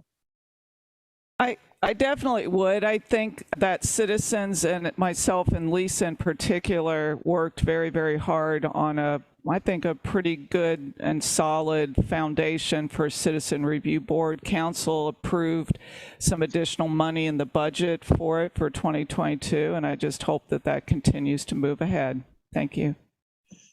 Yeah, thanks for highlighting that, Laura. I mean, I did think about putting it on this slide, but you know, I think we're going to be able to think of that more as a success story next year. And so thanks for your and Lisa's work on that. Any other comments on this goal? I think I'd say that this goal, more than any of the others that have been discussed this evening, have involvement from so many community members. Every point that you made, Brian, I hope everyone listening heard that theme, that people got involved, and that's what we need. We can champion things, we can help to some extent financially with costs of production, but really it's through the activism of our community that this is possible. So I thank the community and the many people that have supported this effort all year. Thanks for that, Lisa. And, it does kind of highlight one of the things that we're going to be looking at next year is we have a Justice System Commission that's on the books. And I think we might look at actually starting that commission. Okay, so I think we can look at the next slide then. And this highlights our active transportation goal. We have an amazing active transportation plan that has secured us, again, millions of dollars in grants to execute sidewalks that are going to make it so much better on Limestone Street, things we're going to do on Dayton Street. The bike officer program is something that we launched this year, and I expect that we'll be seeing when the season comes back, more of our officers using active transportation. Great way to police in our community. And I think it's important to note that we were actively involved in the Greene County Master Trails Plan, which is going to be another way to secure funding in the future, and also really highlights that trails connect us to places. And so the more connected we are in the surrounding communities and beyond, the more of a thriving community we have. I talked about the major grants that we've gotten for Dayton and Limestone Street, and we're very excited to see the Agraria Trail, which will connect our main part of the village to the schools, out to Agraria. Won't that be great to not have to drive there, but to actually be able to walk or bike? And so much is going on at Agraria. I don't know if anyone else wants to add anything on active transportation. I think we did a good job at continuing to focus on sidewalk improvement and clearing, and that's important for the pedestrians. Yeah, that's a great point, Laura, especially with the efforts of Mitzi Miller and others to think about just some of the things like getting some of the vegetation out of the cracks and so forth. Absolutely. And I earned a new title. Yes. You want to make sure everybody knows it? Lawn cop. Say it in public. Lawn cop, I heard. Yes, there you go. It was great to improve. It was great to improve the safety conditions of our sidewalks. Oftentimes we don't want to ruffle feathers, but it really helped that community members pointing out the real dangers that this obstruction poses in their life. And we had to take action, and we did. And I think the neighbors are much happier with conditions now. So, yep. All right, great. So we have one more goal of our main goals. Oh no, I'm sorry, two more. Deepen environmental resiliency. We already heard a great outline of how valuable the climate action and sustainability plan is from Catherine Zimmerman. And this highlights the many things that were accomplished in this first part of the CASP initiative. And I know that there's a lot more to come. Mary Ann did a really nice job of providing several slides about the climate action sustainability plan, which I have included at the end of this presentation. And this will be in the next packet, so folks will be able to read more about it. We can also put it online. I thought it was also good to highlight our efforts around Village Solar, which we are continuing to really pursue in an active way.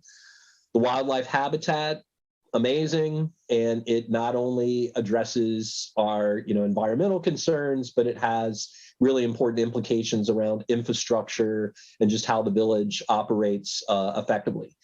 And then I think we can't say enough about the relationships we have with Agraria, Tecumseh Land Trust, a variety of different nonprofits in the space, and the expectation that those partnerships are really going to grow as we look at things like community composting and a variety of other efforts.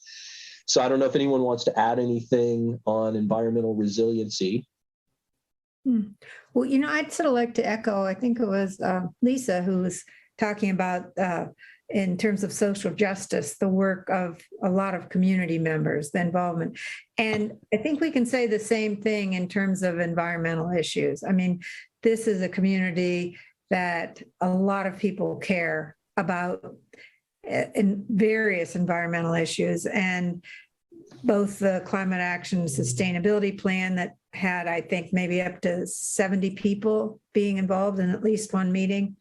And then the wildlife habitat, I think we have 100 or more residents or businesses or nonprofit organizations that have signed on to that, who have had their properties certified. So I think these are two areas, among others, in this community that there's so much civic engagement. Yeah, so true. And it takes a village, as we always say, but it is how we get so much done. Any other thoughts about environmental resiliency? Okay, we've got one more slide, and that is village vitality, which I think captures a lot of the things that make the quality of life in Yellow Springs so important. Wheeling Gaunt bronze sculpture, which is now, not only an important statement about our values, but also an amazing park. Speaking of parks, we finally have a dog park, and it is being very actively used. Everybody talks about the dog park all the time.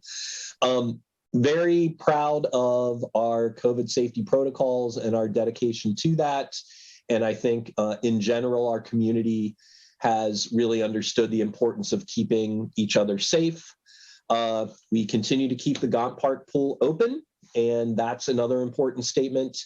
And I've been so happy to see the Arts and Culture Commission working with folks around Yellow Springs to continue the Village Inspiration and Design Award. It is just such a neat way to recognize all the great things that community members, local businesses, nonprofits are doing in our community. So, Kevin? Brian, the ACC is going to prepare a year-end presentation for council. They're working on it now. Great. Good. Kevin, did you have something you wanted to say? Yeah. I was waiting. I was going to speak up during the social justice slide part of the presentation, but just wanted to commend Village Council and everyone else who worked on getting ahead of the curve and establishing Juneteenth as a local holiday and the celebration that I hope can be, a one large community-wide event going forward. That wasn't necessarily one of our goals, but certainly when you talk about social justice and community involvement, that I think was a big part of that and showed a great deal of commitment by community members to celebrate that in a real meaningful way.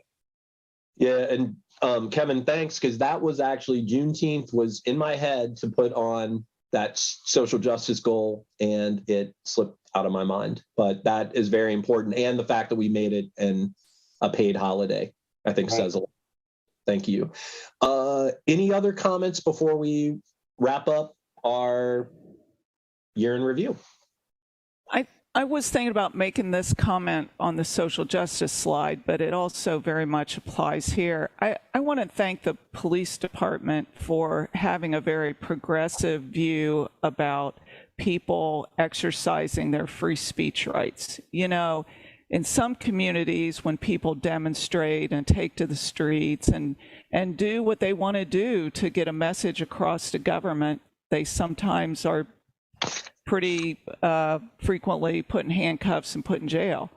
And I just think it's commendable that we're able to encourage that kind of free expression here in the village. And then also, I think the Arts and Culture Commission does get a special mention for everything they've done to maintain village vitality. Thanks. Thank you, Laura. Any other comments before we move to old business? All right, well, again, thank you to our community members. Thank you to our amazing village team. Thank you to our council members. I really liked what Josue said earlier about alignment. It makes all the difference if we collaborate on all of these great and bold initiatives. All right, so we can stop sharing. And talk a little bit about updating everyone of where we're at with the Ober developments. And I'm trying to think about the best way to start this. All right, I think I want to begin with a little bit of overview that might help in kind of processing the things that we can do as we think about January and February. So I mentioned at the beginning of the meeting that I did attend Dave's meeting that was Friday evening. There was only one other council member there, Laura Curlis. Josue was also there. And I want to actually just make a comment about the legal advice that Brianne provides, which is so valuable. And I really want to encourage people to think carefully about decisions not to follow that advice. In this particular case, I knew there were going to be video cameras. So we do have evidence if anyone challenges Laura or I for being improper in our elected official roles. I also, it wasn't like there was a list that you had to be on. So I did see, a variety of community members there. And we learned before I made the decision to go that the newspaper was going to be there. But I will say in general that I'm growingly concerned about particularly our commissions that are quasi-judicial, Planning Commission and BZA. And we may need to look a little bit at if members aren't following the legal advice, which could ultimately lead to significant losses of taxpayer dollars from lawsuits. That's, I think, going to be something that council needs to consider, particularly for those commissions. But that's something to talk about later. So I had a couple takeaways, and we will obviously be discussing these more later. But one of those is that I noticed that a primary concern, and it was the one that Dave and Max highlighted as their main concern, is non-villagers moving into town and diluting our creative culture. And so I want to mention that so that all council is more updated. And actually, it would be great if the raw footage from that meeting was shared, because there were a lot of good comments and a good discussion. But I think that's important for us to think about, that is a primary concern for many of the people that were at this meeting. The second thing that was highlighted is that Ober is making millions of dollars with the PUD, and that would be different with going with the straight current zoning of residential A. And this is something that I've requested that we have more understanding about. That concept was challenged by one of the people at the meeting with a question, but I think that's something that we can really drill down on and understand better, because I know that relates to the concern about whether the village negotiated hard enough, whether we're getting enough, whether there's kind of a balance here, and whether it's a fair deal. And then the third thing I generally I took away, and this will relate to some of the things that Josue and I have been talking about, is that there really is a lack of knowledge in a lot of areas. I think it's misinformation. I'm not convinced that it's intentional disinformation. But one of the things that came up was even one of our planning commission members making a statement about not understanding how the negotiation process went with Ober. And that kind of surprised me since, these are folks that are intimately involved in evaluating the project and so forth. So I think that leads to some important next steps. And that was kind of reflected by the fact that it's not on the agenda as a second reading. We are planning to respond to many of the questions and recommendations that have come up. And I think maybe that's where I'll stop, let Josue talk a little bit about some things that he's thinking of, and then I might come back with a few other thoughts. Thank you, Brian. And I'll first start off with what was our task from the last council meeting. Council members had questions. They wanted to see more to be able to make an informed decision about the project that's before them. So I primarily am looking to respond to those questions, concerns, and how that has affected the timeline. Because among I'll list the items that were requested. So at the last council meeting, council wanted to see an environmental study, primarily around the creek. We wanted to look at the permit and impact as related to South Gate and the overall environmental assessment for the property. We wanted to look at an expanded traffic study to investigate the traffic issues at the intersection of High Road and State Route 68. There was talk about the alternative plan. If the PUD doesn't happen, then what would happen? So OBRA will put together a single family layout that conforms with the village's RA zoning. I had a conversation with OBRA, and they're gonna look to expand just one single family development. They'll look at providing several options because they're thinking of multiple ideas now that they've had to think about an alternative plan. Now, there was always a single family development, and I'll get a little bit into that when I talk about the timeline. So they'll look at the single family layouts. If not the PUD, then what could it be? And finally, there was questions about expense.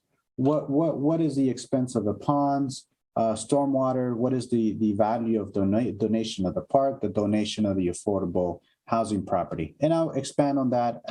And a third item that I have, which is how did the negotiations came about? So because we have all this information requested from council, given the 2-week turnaround between the two meetings, that would not provide enough time for OBRA to gather all the additional analysis and information needed for the meeting. So as a result of that, OBRA asked to move the public hearing. So and after that conversation, we started thinking about what would be the benefit. Could there be room for another meeting so that council can ask more questions than it typically can during a public hearing. So we've come up with a work session. OBRA has agreed to a work session that is a lot more involved. If you recall, Planning Commission and OBRA held a work session, and that's very involved. There's a lot of opportunity to go back and forth on the issues, and you can drill down on a particular topic. So we'll have a work session with OBRA, and that's already been agreed to. The date is set for January 10th from 11 a.m. to 1 p.m. So that work session will give council an opportunity to take a deeper dive into the development plan than it normally can and during a public hearing. So the timeline's being adjusted now with the work session and the need for additional information. We could not bring this project back to council on December 20th. In fact, January 3rd is a short timeline. So the first meeting to take place will be that work session, and that will be on January 10th. Then we could come back the following council meeting, which is the third weekend in January for the hearing. The timeline, this is the tentative timeline that we propose. There is a new element to this development project, and that is the idea. I'm getting I'm more convinced that should council approve the PUD, there will be a referendum. And the referendum, if there is a referendum put forward before council will have 3 options. I'll let Brianne talk about the options more in detail. But one of them is that if there is a referendum, that there will need to be a vote put to the public. And there's several ways of doing that. One is council could elect to schedule a special election or wait until the next general election. So there are some timeline issues. I wish I had a very concrete proposal to you.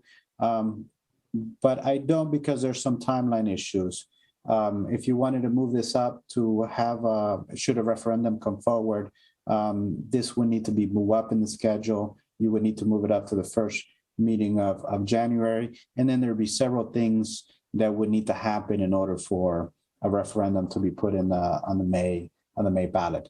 So there are a lot of things that could change the timeline. It's in short. One is we've got the proposal as we've laid it out to you in my memo, which would be the first meeting will be January 10th for a work session, followed by the first hearing on January 17th and a second hearing of February 7th. There's some room for modification in the timeline. I'm not specifically encouraging you to move it to the 3rd, but it's something you may want to consider in this as we're talking about this update, as we still have some room. So that's on the timeline piece. I want to talk about the single family layouts. I mentioned that that's one of the tasks that council, or the deliverables that council wanted to see. In my conversations with Ober, as they're looking to bring back that single family layout, the alternate plan, if you will, what would they be able to do with the traditional RA zoning? They're looking to bring back a couple proposals. And one of them, the first one is what was the initial proposal? If you recall, Ober had an initial proposal, a site plan that included developing part of the project in the township and the other project in the village. We, the administration, approached them with the annexation because we found that there was a lot, an opportunity for us to annex that and have better control over the project. So after we had that conversation, the single family layout changed. Ober will work on that initial site plan. And there's an alternative plan to that, which would very much look like the lot layout as a PUD. So there is a concept, and I want to prepare council that you could on the January 10th or January 17th, you could see an alternate plan that would have the same number of lots, because based on the zoning code, they could deliver an alternate plan with the same number of lots, same number of units. It would just be different types of unit. You would not see the duplexes or the townhomes. You would see single family homes on lots. So that's something that I'm giving that information, so you'll be prepared to see that. On the negotiations, Brian, thank you for bringing that up, because there's a lot of work that has gone into this project. And I think that one of the messages I heard is that the village administration and councils were being played, or somehow we were ignorant or not knowledgeable about these projects, and that Ober was getting a big win and we were getting nothing. I think that couldn't be farther from the truth. One of the things you mentioned earlier on the accomplishments, donated land, particularly developable land with infrastructure in place, is very valuable in a community where we have very little developable land. It will be key to any affordable housing strategy that we could execute on. You highlighted the homing development, the cluster cottages. That's a great model of a project of delivering high number of units on relatively small size. So for us, in terms of our affordable housing strategy, getting donated land is very valuable, something that we certainly wouldn't otherwise have access to. So there's a lot of work that has gone into this project. A lot of great minds have worked on it. And so I don't know how to reassure the public or reassure council that this, the value that we're capturing through the donated land, through the park space, through the constructed wetlands, they're very valuable pieces, things that we wouldn't otherwise get through traditional residential A. And we'll come back to council with some financial figures. But just wanted to highlight that there's a lot of value into those negotiations, and it took some hard work. And I think actually a lot of what Josue's referenced highlights why we think a work session is a good idea. One other thing that has been discussed is whether there should also be like a separate public meeting. And so if anyone has any feedback about, would there be two formats that would serve different purposes and also may catch different people depending on when they're scheduled. But I do think addressing the information so that people can make a good decision makes a lot of sense. Two things I do want to clarify: that alternate plan that Josue references, not only does it not have the different types of housing, but it also does not have the affordable housing carve out. And also special elections do cost the village money. I'm going to let Laura comment next, and then I saw Judith's hand up. Thank you. Josue, apartment homes are one of the great needs in the village and obviously don't have the same barriers of having to raise capital to buy it. Because many of these homes, I think, the lowest price point is going to be in the low 200s. How seriously was an apartment complex considered in the negotiations? It was early on, and there were a couple elements to the conversation. One, that for this particular product in development and location, Ober did not contemplate being a property manager and owning apartment units as it has in other projects. So from the beginning, this concept of them building apartment buildings and they would own and manage for rentals was not part of mix. It was not part of their business strategy for this location. So and part of the negotiations, we talked about, well, could you build an apartment building? And their response is yes, but there has to be some commitment that somebody will buy it. Would the village buy it, or would there be some other investor group to buy it? So the apartment building was considered. The issue they came up with, well, who's going to buy it? Who's going to make the financial commitment to take over the property?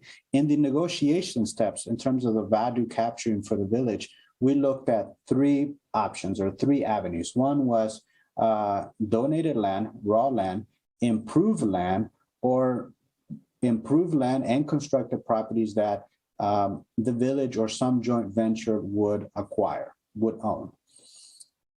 That would then be sold at a subsidized rate or have some sort of financial mechanism to allow them to be affordable to anyone earning below 80% of the area median income. And so we explore the spectrum.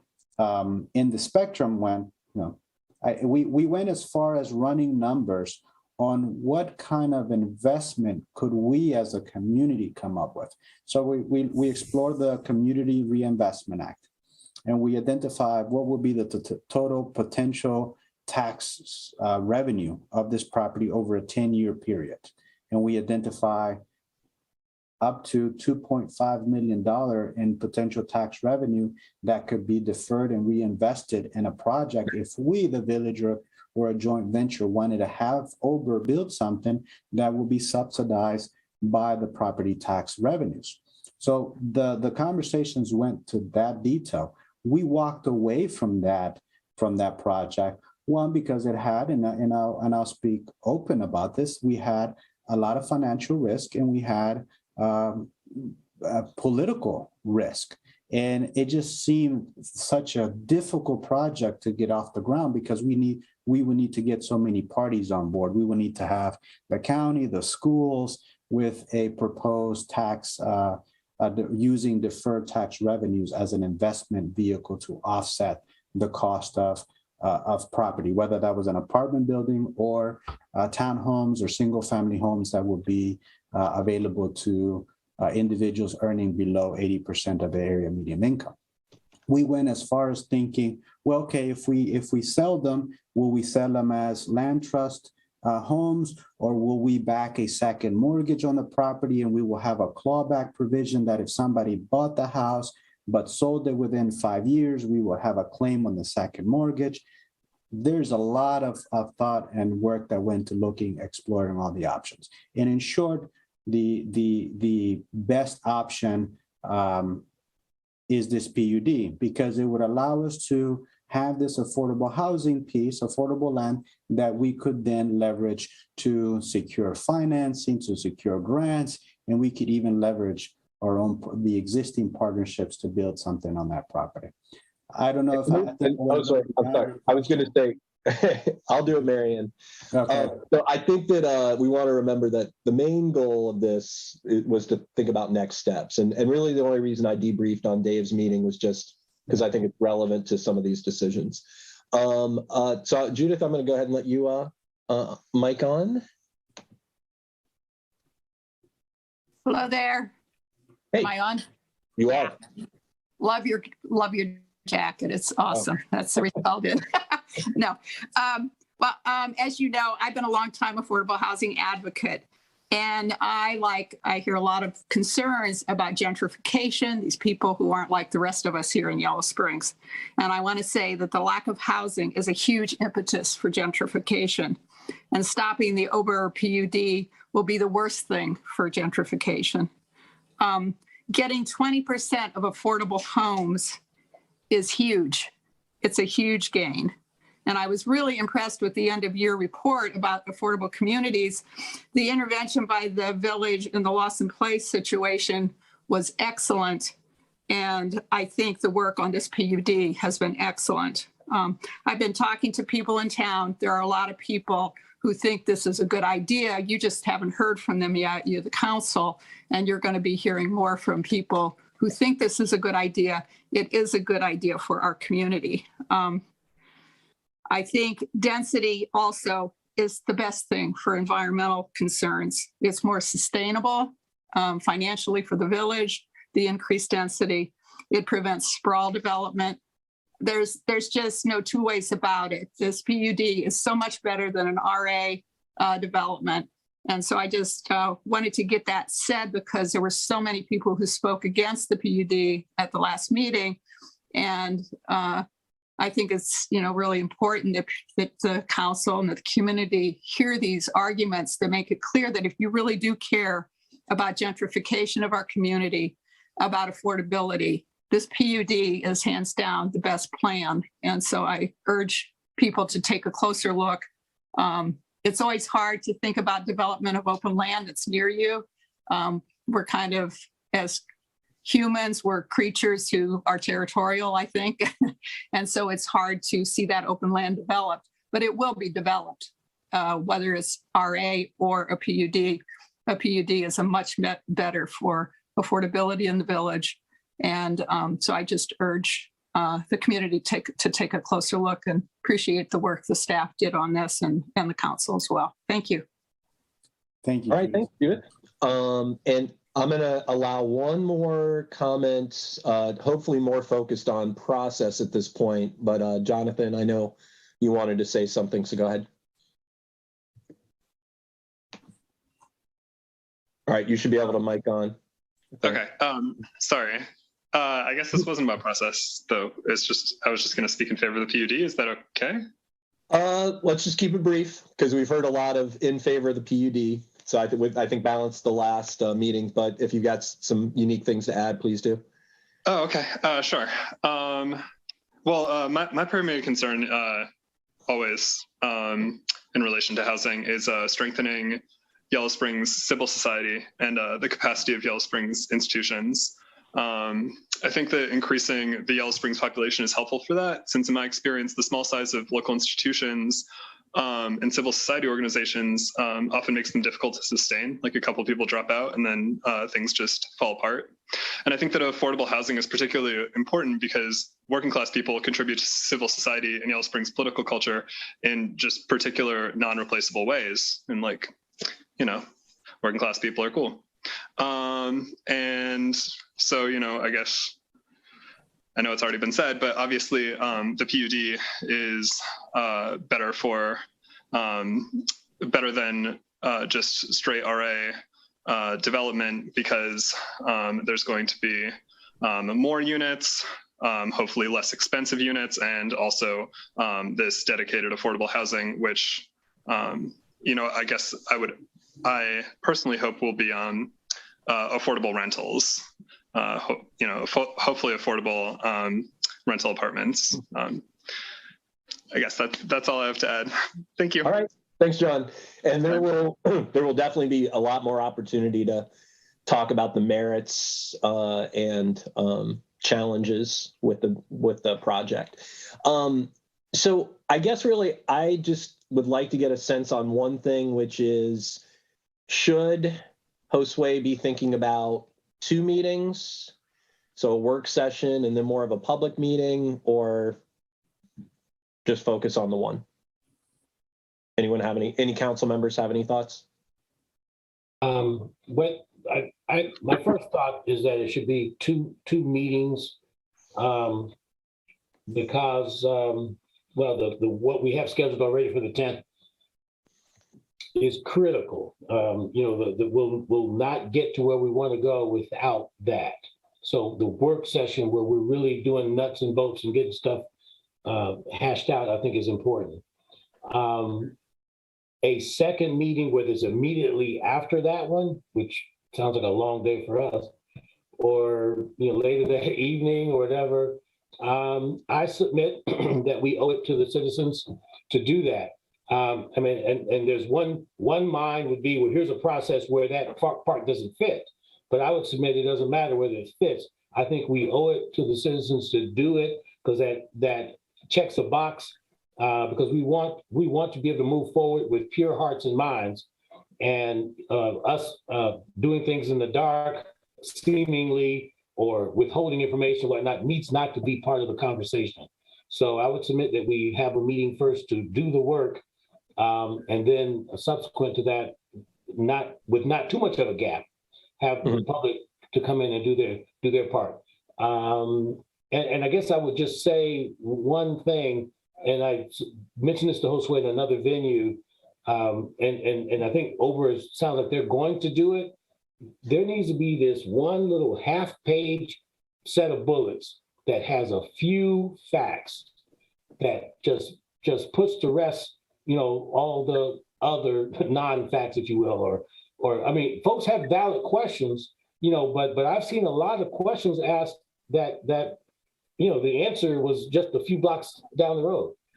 So just a little bit of information to really set the table, if you will, and let that be our foundation, not anything else motivated by any other means. So 2 meetings with different purposes, I think, is the way to go. Thank you. Okay. Do any other council members have any different thoughts? I want to confirm, though, that the planning session is open to the public. Oh, yeah. There's just no opportunity for citizen comment, right? I mean, it really kind of, there's opportunity, I think, citizen comment in a work session as well. Is the concern then the time of day is prohibitive for a lot of people? I think so. And I think that there will be things to process after the fact, which I think what Kevin was referring to. Marianne? Yeah, I suppose that having a community meeting after the work session, especially for community members to weigh in, would be a good thing. I also think that we should prepare information regarding what we've done in terms of the housing needs assessment, the goals that came out of that, the housing visions that we have a lot of back work that we have done in this regard, and what people have said they want, as well as data. And I think that we should have that in a pretty accessible manner before we have a community meeting, and maybe FA frequently asked question kind of thing, because as has been said, there is a lot of either misinformation or misunderstanding about what the options are. Okay. Laura? Well, I just want people to understand, if they read the material, that there is no density bonus. And the reason for that is we have defined single-family residential as, in my opinion, too many units in this drive to density. So that gives us very little leverage in terms of negotiating a PUD. So I just want people to be aware of that. I think that that's one of many changes we need to make. I mean, ironically, we need to make RA less dense in order to have leverage on a PUD. So anyway, just to make sure, I know Judith and John were thinking that somehow there was a big density bonus here, but there isn't. Thanks. Okay. All right. 2 meetings it is. Yeah, go ahead. Kevin, let me, if you don't mind, just real quick. I'm gonna read one of our village values, number 3, be a welcoming community of opportunity for all persons regardless of race, age, sexual orientation, gender identity, ethnicity, economic status, mental, physical ability, or religious affiliation. And I'm saying that because I had a visceral reaction whenever I hear people talk about, those other people that will move into our community. I just think we just need to be careful and just really consider what our motivation is when we begin an argument, submitting that just because you're not in our community now, we question whether we want you in our community. I could go on and on and on, but I think every resident of this village that should know that value needs to understand we want to live it, and this is an opportunity to do so. Thanks for that, Kevin. Okay. All right. So Josue and I will work on the second meeting, and we'll make sure that that is well publicized. So thanks for the discussion, and let's go ahead and move into new business. And Brian, yes, Brian, I'm sorry. Are there any? I took good notes. Are there any other things that council members would like to see ahead of the work session or next meeting? One thing I did not see on your list that I've mentioned a couple times is that cost benefit analysis, because another concern, this was not at the Friday meeting, but has been that there's a cost for providing services. Are we getting the appropriate benefit back? So I think that's an important analysis. Okay. And I think if anyone has anything else, they can email you. I'll email. Okay. All right. So we've got one item of new business, and that is a request from WISO. And if Luke wants to wake up and mic on, I'll let you ask yourself. All right. I did see Luke, right? Oh, there he is. Okay. Hey. All right. I've been awake the whole time. I know you have. Actually, I've heard that people are enjoying our meeting, so we'll see. Go ahead. I learned a lot, and I appreciate the opportunity to speak tonight. Thanks, everybody. WISO is coming to you asking for your help. I think you've probably heard me say that we're 100% committed to staying here in the village. We want to be here. We thought about constructing a new facility for ourselves and found that that was prohibitively expensive, and entered into this partnership with Iron Table Holdings that really works very, very well for us to move into the Union Schoolhouse. And with all the conversation about Iron Table Holdings' various projects, Dave has made it clear that the Union Schoolhouse is proceeding no matter what. And that's great news for us. That's where we want to be. And his organization is investing most of the capital to do the renovation. WISO is responsible for raising $2.1 million because we must own all of our own broadcast equipment. We want to own it. And that's the price tag for all new equipment, all new furniture, installation and wiring, and the specialized acoustical treatment of 6 different studio spaces. This new building for us is going to be incredible. It has much more classroom space for community trainings. It has a performance venue where we can invite the public in. It has everything we want. It has a lot of available open office spaces as we keep growing our team. So we're talking about 22 full-time staff at WISO now. We'll add another, I hope, 8 in the coming years, in the next 5 years. So this is where we want to be. We've raised $850,000 so far toward the $2.1 million price tag. it's a heavy lift for us right now because you might recall that in 2019, we raised $3.5 million to buy our license from Antioch College. And we were happy to do that. And that's been a great, being independent has been great.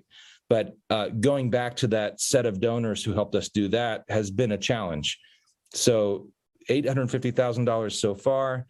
We have a good lead on another $1 million of potential gifts that we have some asks out, and that leaves about $250,000. So I was referred to Eric Henry, the Director of Economic Development for Greene County, because I thought perhaps Greene County might invest in our project because it leads to job creation and contributes to the cultural vitality of a Greene County municipality. And he said, well, WISO can't apply, but the Village of Yellow Springs could apply on behalf of WISO for what's called a community investment grant through the county.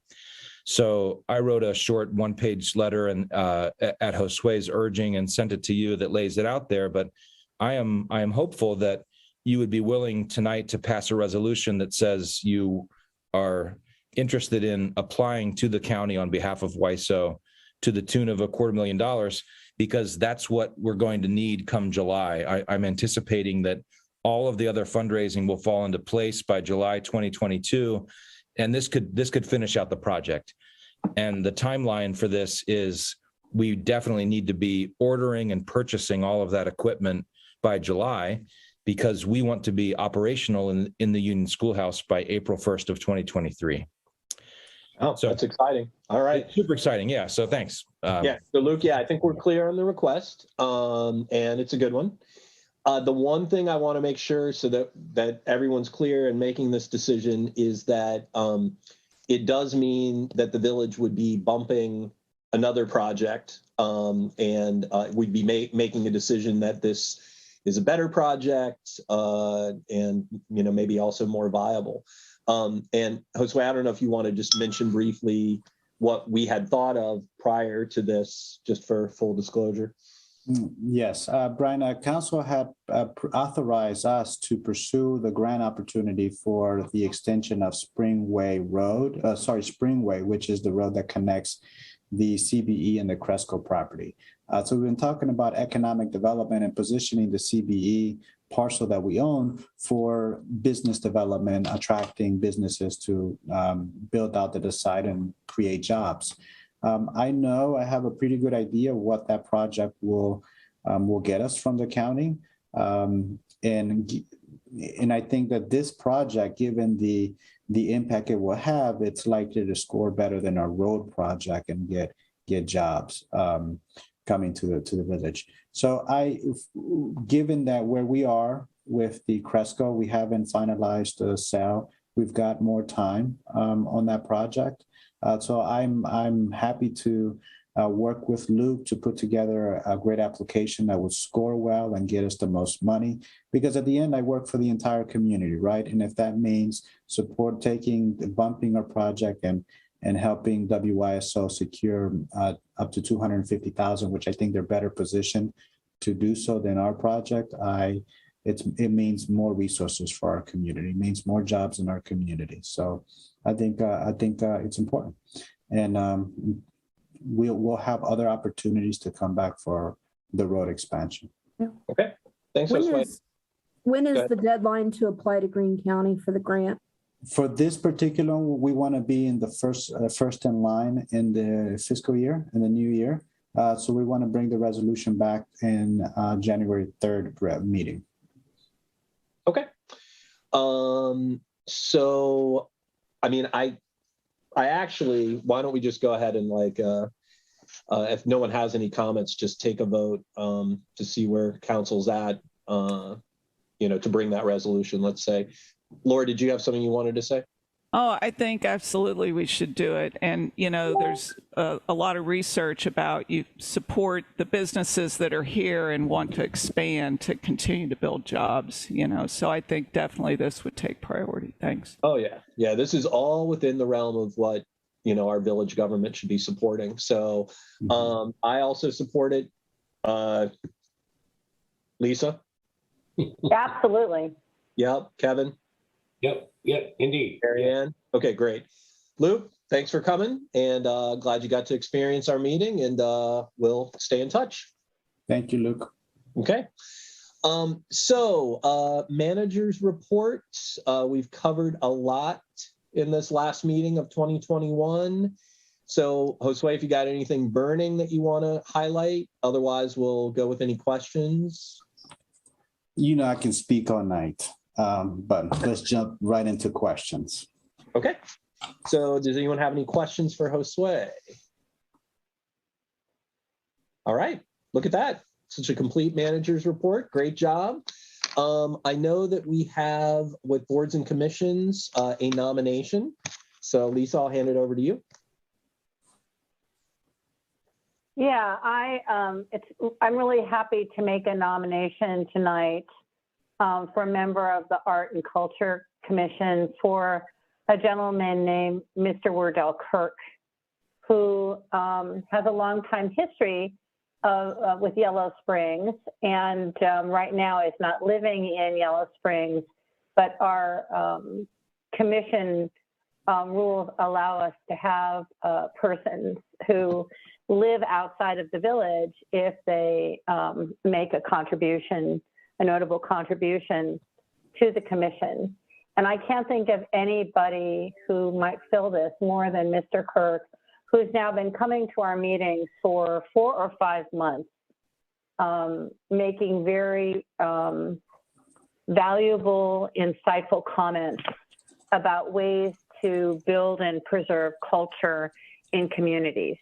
And so it's my pleasure to nominate Wardell Kirk as a member of the Art and Culture Commission. Okay, and I will second that. And Judy, let's go ahead and call the roll. Yes, Krieger. Yes. Curlis. Yes. McQueen. Yes. Stokes. Yes. Hausch. Yes. Thank you. All right. And do we have any other board and commission kind of updates? Okay. Review of the agenda. So our first meeting in January is jam-packed with all kinds of important process things, but also a lot of activity around goals, etc. Anything else that people want to note for the January 3rd agenda? Brian, I would like to, I'm sorry, go ahead, Judy.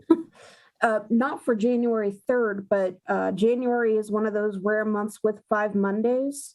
So we were talking about during the Uber next steps, maybe possibly having a second meeting. So just keep in mind, January is one of those months with 5 Mondays. Okay. What's way? Brian, I would like to come back to council with extending the climate action contract by 30 days to allow more time for the final touches on the report for it. So after speaking with Brianne, because the contract was approved by council, the extending it by 30 days for the deliverable would also require council approval. So I think it's a housekeeping item that I'd like to bring back. Okay. Is that you need that by resolution? Mm-hmm. Well, my understanding is the contract is for 6 months and it was signed in August, so it would go into January. No, I believe it was through December 31st. Pretty sure it's 6 months. It says on the contract, I think. The date is December 31st, so we will just do a short modification to have it end January 30th, the end of January. So is that by resolution? Yes. That would be a resolution, yep. Right, and I've also got your WISO grant resolution. Yes. And Judy, you did receive the email about a funding request from commissions. I don't know where that needs to go on January 3rd. Correct. Yes, thank you. So a request for funding for MLK Day activities. Okay. Anything else? All right. So before we adjourn the meeting, I did want to say, and if any other council members say that, Laura, thank you for your service. I will say that you've really raised a lot of questions, motivated a lot of different thinking, and I appreciate the energy that you bring to the issues that you're really passionate about. And I expect that you're going to stay involved in community activities and that we will continue to interact. But again, thank you for being a part of the council. Thank you, Brian. And it's a great community, and I will continue to be very involved in various community activities and hopefully promoting the local culture. Thank you. Yeah, thank you. And I'd like to add also, if you don't mind, Brian, Laura, I honestly, I was going to text you and just say that I'm going to miss your knowledge and expertise. And that's true. I mean, sometimes you do amaze me with what you know about these seemingly mundane things that are actually very important. So I really appreciate that. I'm going to miss that. Well, I'm only a phone call away. And I'm not on council, so it's not a sunshine issue. You know it. You're a great example of sticking with something, even if you're the only one that's doing it too. Hey, you got to have a lot of ideas to have good ideas. And sometimes it takes a while to, for kind of things to ruminate. Yeah. I think it's really important as a team going forward that we remember, I think, what Laura exemplified, I've tried to emulate, and that is that just because as council people, we ask questions, it doesn't necessarily mean that we're against something or that it's because we want to know. It's because we're curious, and it's also because somewhere out there in the community, someone else might be listening and have similar concerns and questions. So I think it's easy to construe questioning as being perhaps contrary or, against something that we should be for, but that's not our job. So thanks, Laura, for always asking a lot of questions. And provoking my thinking too. Thank you. All right. Well, Brian, if I may, Laura, on behalf of the administration, I want to thank you for your service. I know it's not easy, and at times it's thankless work. We know it very well. We appreciate you taking the task to run for office, representing constituents, and bringing your ideas and their ideas. Thank you. Thank you. Yeah, without a doubt, Laura, you added a lot of value, and I think you heard that from us, and I don't know, heard that from the community. So with that, I want everyone to have a great holiday, enjoy the new year, stay safe, and everybody be nice to yourself and take a break. And with that, I'll entertain a motion to adjourn. So moved. Second. Okay. Sounds like all those. Third, fourth, fifth. All Happy right. New Happy Year. holidays. Happy holidays. New Year.